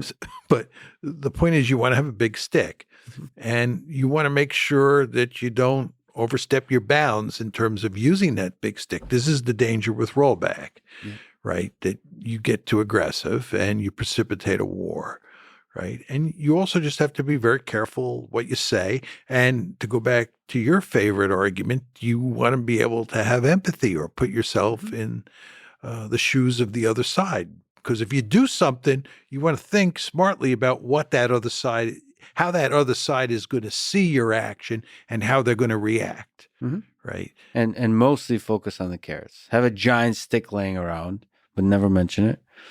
Just focus on the carrots. Well, occasionally you have to mention the stick, right? No, everyone knows the stick is there. There is some truth in that, right? I mean, yeah. But, and words matter a lot. It feels, this... Our current President Biden is meeting with Xi Jinping, and I think the words exchanged there are really important. I have a notion that leaders can stop wars just as much as they can start wars. Well, leaders matter. There's no question about that. No question. But just on rhetoric, you want to remember that Putin has, on more than one occasion, very subtly rattled the nuclear sword. Oh, yeah. And it has been very effective. Yeah. Because Joe Biden has paid attention, and Joe Biden wants to make sure we don't end up in a thermonuclear war. And thank goodness he's thinking that way. So all Putin has to do is mention the possibility of nuclear war. Just to go back to Taiwan, switch areas of the world. If you're interested in containing China and you're interested in deterrence, and let's go back to those various scenarios where the Chinese win, we win, Chinese win, but they do it at great cost. One could argue that discussion that I laid out before didn't take into account nuclear weapons. Mm-hmm. And all President Biden or any of his successors has to do is just very subtly rattle or employ the nuclear threat, and just sort of remind the Chinese that, you start a war over Taiwan, it could easily escalate into a nuclear war. You want to understand, we both have nuclear weapons. And if either one of us is put into a desperate situation, we may turn to those nuclear weapons. And oh, by the way, Xi Jinping, you want to understand that we're out here in the water and using nuclear weapons in the water, it's not that. It's not the same as using nuclear weapons on land. So we may very well use them. I'm not saying we will. But anyway, a little saber rattling. Yeah. Right? Let me just zoom out on human history. What makes empires collapse and what makes them last when they do? When you look at human history in your sense, thinking about the United States perhaps as an empire. I don't view the United States as an empire. What's the definite? So to you, empire is a thing that seeks expansion constantly. Yeah, I think it's a country that incorporates different regions or areas around the world into sort of a giant sphere of influence without incorporating those territories actually into the state itself. So you had this thing called the British Empire, and it controlled areas like India, North America, and Kenya, just to pick a couple instances at different points. Singapore would be another example. Australia would be another example. So these were all entities that were part of the British Empire, right? And the United States has taken a stab at empire after the Spanish-American War, for example, with regard to the Philippines and Cuba and Puerto Rico. But we never got serious about it. There's never been an American empire. This is not to say the United States is not an incredibly powerful country that goes all around the world building military bases and stationing troops here, there, and everywhere. But we're not running an empire the way the British Empire was run or the French Empire. So the question for me is, why did those empires go away? Why did the British Empire go away? If you ever look at a map of the world in 1922, after World War I, it's truly amazing how much of that map is controlled by Britain, right? They had a huge empire, and it disappeared. Probably by far the biggest in terms of area empire in human history. I think so. I think that's right. It almost has to be. Yeah, right. It's crazy. Crazy, yeah. Then no longer is the case. Yeah. Now, I want to be clear. The Americans have wielded maybe even greater influence than Britain did when it had its empire, but I don't believe we have an empire that bears any resemblance to the British Empire. So the question is, what happened to that British Empire? What happened to the French Empire? What happened to the Belgian Empire? What happened to the Dutch Empire? These were countries that had colonies all over the planet. The Dutch East Indies, right? Vietnam was, French Indochina. Where did those empires go? Two factors finished them off. Number one, nationalism. Nationalism became a very powerful force in the 19th century. It began to rear its head in the late 18th century and became a very powerful force in the 19th and certainly in the 20th century. Can you explain nationalism here? Nationalism is the idea that these different nations that were part of the empire, like the Kenyans, wanted their own state, nation state. This is my point about the Palestinians, right? This is Palestinian nationalism. What is Zionism? Zionism is Jewish nationalism. Jewish nationalism. Think of Theodor Herzl's famous book. It's called The Jewish State, Nation State. Think of the word nation state. That embodies nationalism, nation state, Jewish state. Palestinians want their own state, two-state solution, right?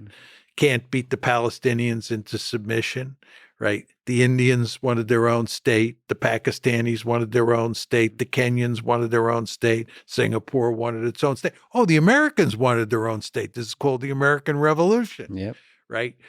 So that's the first reason, nationalism, that these empires disappeared. The second reason is that from a cost-benefit analysis, they no longer made any sense. And it was the coming of the Industrial Revolution. Once the Industrial Revolution comes, an empire is basically an albatross around your neck. I would argue that the British Empire was an albatross around Britain's neck in most of the 20th century. Some of my friends disagree with that and think there were all sorts of benefits from the British Empire. But you want to remember that in the 20th century, the three countries that really were powerful were the United States, Germany, and the Soviet Union. Those were the big three.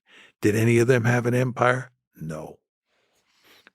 That's a good card In argument. the industrial world, Yes. you don't need, an empire, right? What you need is a powerful manufacturing base. Well, the cost benefit analysis is different before the Industrial Revolution. There's been many empires. There's no question that empires came and went, right? I mean, Yes. right. And all you have to do is just look at the British and the French in the 7 Years' War, 1756 to 1763. The British win, they get Canada, right? And that's why, Quebec, Montreal, all these big French-speaking areas are now part of Canada, right? So borders change, and countries got established. The United States being one. And remember, South America and Central America were once completely dominated by the Spanish, and in the case of Brazil, the Portuguese. But they all, in the 19th century, got their independence, right? And what I'm saying to you is in the 19th and in the 20th century, there were two forces that were really driving the train. One is nationalism, and then the other is the Industrial Revolution, which changes the cost-benefit analysis. Almost too crazy of a question, but if you look, let me calculate. Let's say 500 years from now, and you, John Mearsheimer, somehow travel through time and are at a bookstore looking at the entire history of human civilization in a single book. What role does U.S. play? Like, what's the story of U.S. over the next 100, 200, 300 years? Is it a big role, small role? Well, that's a long time. If you ask me, let's just say the next 100 years. Yeah, that's okay. I think that's still tough. That's still tough. But actually, I think we're in excellent shape. Mm-hmm. And here's the reason. Going back to the beginning of our conversation, you asked me, about power. And I told you the two principal building blocks of power are population size and wealth. Okay. And therefore, you want to look around the world and you want to look at what you think the demographics are of countries like Britain, the United States, Iran, China, Russia, pick your country moving forward, right? What do the demographics look like?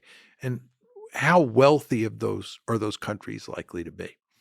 What you discover very quickly is that almost every country around the world is depopulating over time, right? Russia's going to be much smaller. China's going to be much smaller 100 years from now than both of those countries are, as best we can tell. The United States, American women are not having lots of babies these days. No question about that. But we have immigration. We're an immigrant culture. You're a perfect manifestation of that. You're perfect. You're now an American. That's wonderful. Yeah. We need more people like you, right? So when I hear Donald Trump and others arguing that immigration's a terrible thing, this is ridiculous. Immigration is what made us great, right? It's when my relatives came over in the middle of the 19th century from Germany and Ireland, right? That's fascinating. Like, because there's been a huge concern that America and other developed nations are not having enough children. But you just made me realize in the long arc of history, the United States has gotten really damn good at integrating immigrants and helping them flourish. The whole diversity of that makes up America. Right. There's a machinery of integrating other cultures. Yeah. Just very quickly on this. That's fascinating. Sam Huntington's book, Who Are We? Yeah. Which in many ways, I love that book, but it has one fundamental flaw. And a number of people told him beforehand that flaw existed and he didn't fix it. But Sam argues in the book that we have large numbers of Hispanics in this country, and we're doing a very poor job of integrating them into the mainstream. And they're not becoming Americans.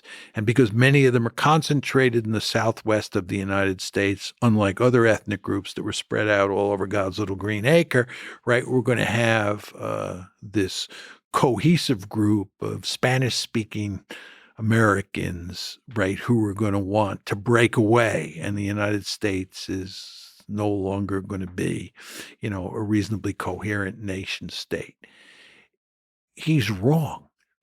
All the evidence is that Hispanics are integrating into the American mainstream more quickly and more effectively than the European immigrant groups that came starting around 1835. If you look at immigration from Europe into the United States, leaving aside the original WASPs who came over and founded the place, the immigrants start coming in large numbers in 1835, and we really don't shut the door until 1924, right? This is a crude overview, starting in 1835 and running up till about 1885, it's mainly Germans and Irish. That's why Germans are the largest ethnic group to ever come to the United States, and the Irish are right behind them. These are the European ethnic groups we're talking about. Then starting in 1885, Poles, Jews, and Italians start coming, right? And the Germans and Irish keep coming. And this is why Ellis Island is opened. I think it's 1893. Ellis Island is opened because Castle Garden in New York, which had handled all the previous immigrants coming across the pond, Castle Garden couldn't handle them all. So they opened up Ellis Island. That's why somebody like me, I can't find my distant relatives' records in Ellis Island because they came through Castle Garden, right? Whereas lots of Jews I know, lots of Italians I know, they can find their relatives' records in Ellis Island because they came through Ellis Island. The point is, you had all these immigrants who came in roughly between 1835 and 1924 when we shut the gates. It was the only time we've ever really shut the gates in a meaningful way, right? And this is what made America great, right? All these people, and they made lots of babies, right? So in some sense, make America great again means getting more immigrants in. Well, we opened the gates again in 65. Closed them in 24, opened them in 65. I'm oversimplifying the story here because we didn't completely shut them. We almost completely shut them in 24, opened in 65. And we've had huge numbers of immigrants flowing in. Yeah. These immigrants who have been flowing in since 65 are not Europeans. They're not mainly Europeans. They're mainly Hispanics and Asians. If you look at those Hispanics and Asians, they're integrating into the American mainstream at a much faster and more effective clip than was the case with those immigrants who came in the 19th century and early 20th century. The Irish, oh my God, they were treated horribly. There's a book, a very famous book that's been written called When the Irish Became White. Just think about the title of that book. Yeah. There was discrimination against all these groups, right? And the worst discrimination, of course, was against Chinese Americans, right? But we've gotten much better. And what we should do moving forward is redouble our efforts to integrate immigrants into the American mainstream, Hispanics, Asians of all sorts, because the fact is that America is rapidly reaching the point where it's not going to be an all-white country, right? I have 5 children, and 2 of my children are, Generation Z, Gen Z. Gen Z is the last majority white generation, right? Subsequent generations are not majority white. So for anybody who's bothered by this, I'm not bothered by that, but for anybody who is bothered by this, they better get used to it because Americans aren't making enough babies that we can continue to grow population-wise in a robust way. So we need immigration, and we're an immigrant culture. And this is a great virtue. It has been a great virtue over time. It should be a source of hope, not worry. That's my view. That's my view. And America, when it works, is a place that is very attractive to immigrants, and immigrants can do very well here. And then the real key moving forward is intermarriage, right? And you have a huge amount of intermarriage, right? Somebody was telling me not too long ago that the highest intermarriage rates in the United States are among Asian women, Asian American women, Asian women, and Anglos, right? And I say, wonderful. Great. Yeah, no, the more love is the fastest way to integrate. Yeah, well, what you want to do is you want to eliminate difference. Yes. Right. You want to eliminate difference. Right. It's like, people who say I'm an anti-Semite, right? I have 2 grandsons who Adolf Hitler would have thrown into a gas chamber, one of whose first name is John and middle name is Mearsheimer. Right? Yeah. This is what you want. Yeah. Right? Steve Walt's wife and his 2 children would have been thrown into a gas chamber by Adolf Hitler. Yeah. Right? This is what you want. You want intermarriage. Now, there are a good number of people in some of those groups, especially among Jews, who don't like intermarriage.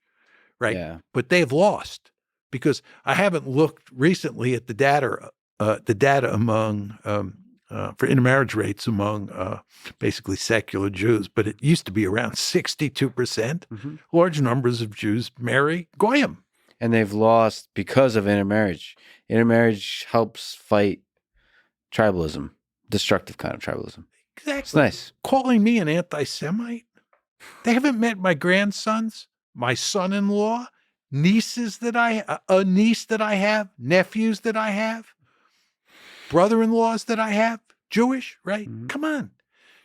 And this gives a really nice, hopeful view of America is the integration of different cultures, different kinds of peoples. That is a unique property of America. Yes. But just to go back to where we started, it was not smooth in the beginning. All things are rough in the beginning. All things are rough in the beginning. What advice would you give to a young person today about how to have a career they can be proud of or a life they can be proud of? Well, I think it's very important to make sure that you do something in life that really interests you. My mother used to use this phrase, floats your boat. You want to do something that floats your boat. Or to use another one of my mother's phrases, you want to get up, you want to do something where you get up out of bed in the morning with a bounce in your step, right? So I think that, if your mother and father want you to be a lawyer and they're pushing you to be a lawyer and you don't want to be a lawyer, you want to be a policeman, be a policeman, right? Don't do what other people want you to do, because it's very important to find a job, an occupation that you really love. The second thing I would say, and this has to do with your point about humility, you want to think about the humility hubris index. My friend Steve Van Ever, who teaches at MIT, he and I invented this concept. We call it the hubris humility index. And you want to have a healthy dose of humility, but you also want to have a healthy dose of hubris. You want to think you can change the world. You want to think you can make things better for yourself. You want to take chances. You want to think sometimes that you know better than other people do. Hubris is not a bad thing, but at the same time, you have to have humility. Yeah. You have to understand that a man or a woman has his or her limits. And you want to listen to other people. You want to be a good listener, right? So always remember the importance of the hubris humility index and the importance of having healthy doses of both hubris and humility. Speaking of humility, you're mortal, like all humans are. Do you ponder your mortality? Are you afraid of it? Are you afraid of death?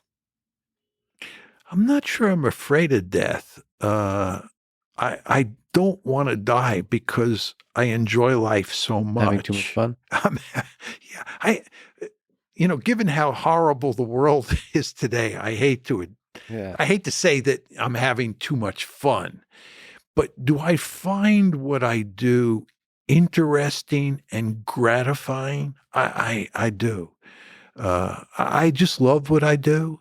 And I love studying, international politics. And I love being intellectually curious about all sorts of subjects. I love talking to you about this and that. This is really wonderful. And I often tell people, thank goodness I'm only 28 years old, because I do try to behave like I'm only 28 years old. But I am well aware of the fact that, as my mother used to say, nothing is forever, and that includes me. And when you're 75 going on 76, you understand that you have a limited number of years left.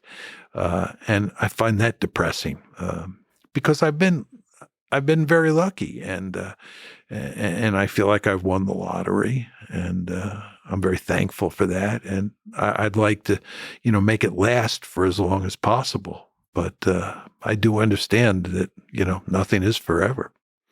Yeah, the finiteness of things. Yeah. You never think that when you're young. You think you're going to live forever, and you're just not going to get old. I never thought this would happen, that I would become 75 years old. Well, you got so much energy and boldness and fearlessness and excitement to you that I'm really grateful to see that, especially given how much I'm sure you've been attacked for having bold ideas and presenting them, and not losing that youthful energy is beautiful to see. Thank you. Not becoming cynical. John, it's a huge honor to speak with you, that you give me so much time and so much respect and so much love. This was a really incredible conversation. Thank you so much for everything you do in the world, for looking out into the world and trying to understand it and teach us. And thank you so much for talking with a silly kid like me. It was my pleasure. Thank you very much. I thoroughly enjoyed it. Awesome. Thanks for listening to this conversation with John Mearsheimer. To support this podcast, please check out our sponsors in the description. And now, let me leave you with some words from Plato. Only the dead have seen the end of war. Thank you for listening, and hope to see you next time.